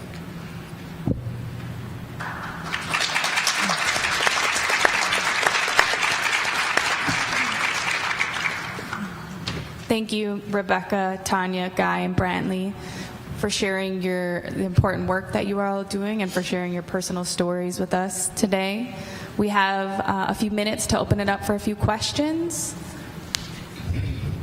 Oh, that is it. We've got one right here.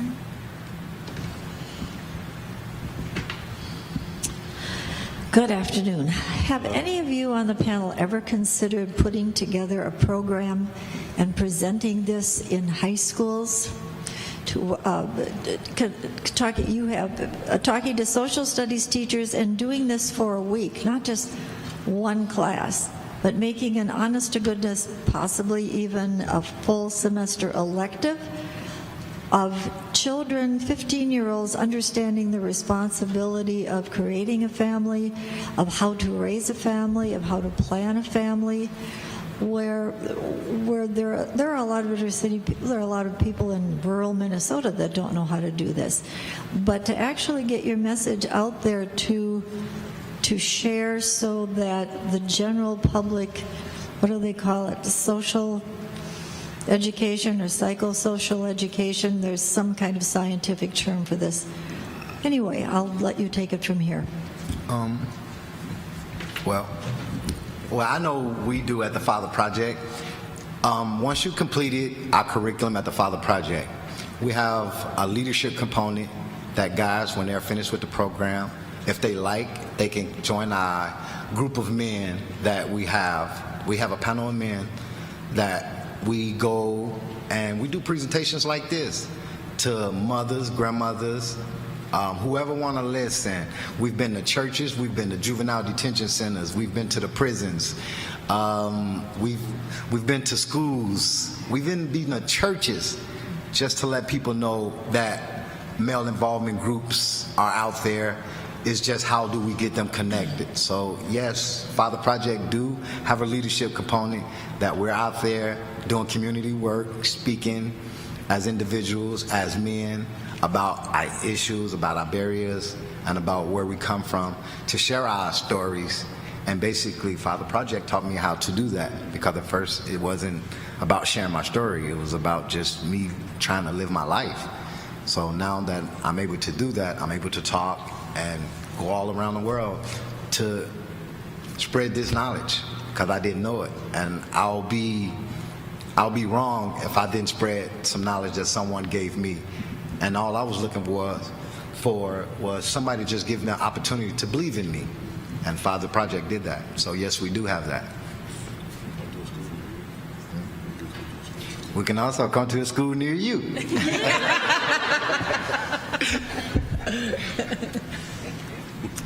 Do you have another question? Comment? Anything?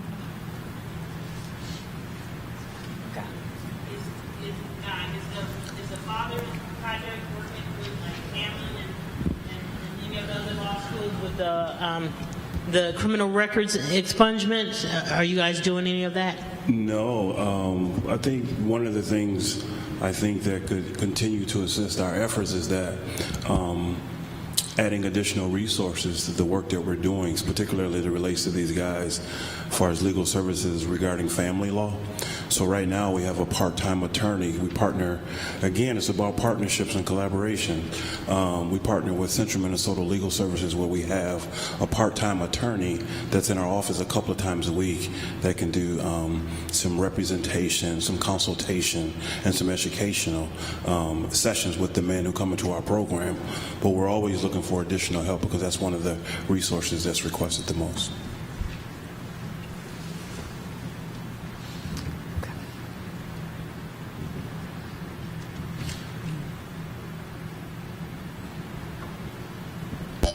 I think this comes up a lot in child protection, and this is the panel of experts to answer this question. Do you have any concrete strategies or best practices that you know of around how caseworkers are working every day with kids who have incarcerated parents? What are the concrete things that can connect kids with the parents, or how do we work with the prison systems to get in there, or what are the strategies specifically that, at least in Minnesota, caseworkers can start to utilize? I can take that one. I think first and foremost, social workers and child caseworkers going to the jail and physically seeing the space. I had a worker call me once and said, she started the conversation with, I think it's inherently dangerous for this baby to go visit his dad at Stillwater. And I said, well, back up. This is a baby. This baby doesn't know what's inherently dangerous. This baby is going to know it's being held, it's being talked to, it's being loved. So there's nothing about the men's prison at Stillwater that is inherently dangerous for a child to visit. Now, in that case, right, I think it's important that all workers and all families, and I give this advice to caregivers too, before we bring children to visit, we as adults have to be prepared for that visit. That means we need to know about the rules and the clothes we can wear, the environment we're walking into. We need to be prepared to deal with our own emotional reaction to the noise and the stimulation and the rules and the trauma that comes with being in those spaces. And often I think workers and caregivers don't know what they're walking into, and that means they can't be emotionally present for the children they're bringing in to visit.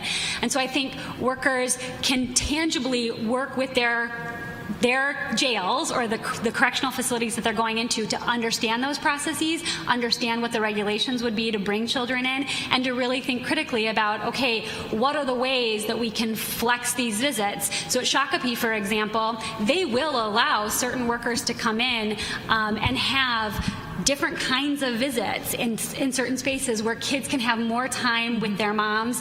They're not particular, and they're still in the professional visiting room, but that can be flexed. And so call your county jail if there's a parent there and say, this is the case we're working on, we need to facilitate visitation. What is the environment like? What are the opportunities to flex those rules in terms of what we can bring in to play with, or books we can bring in, toys we can bring in order to really facilitate the best kind of contact, knowing that there are going to be still boxes around safety and security visiting in those facilities.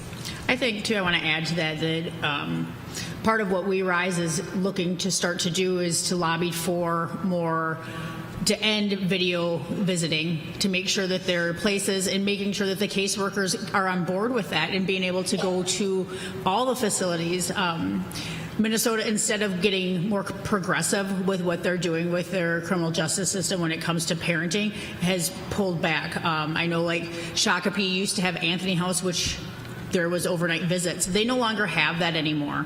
And so, again, you're going into a very stale environment with a child who these parents are trying to connect in any way they possibly can.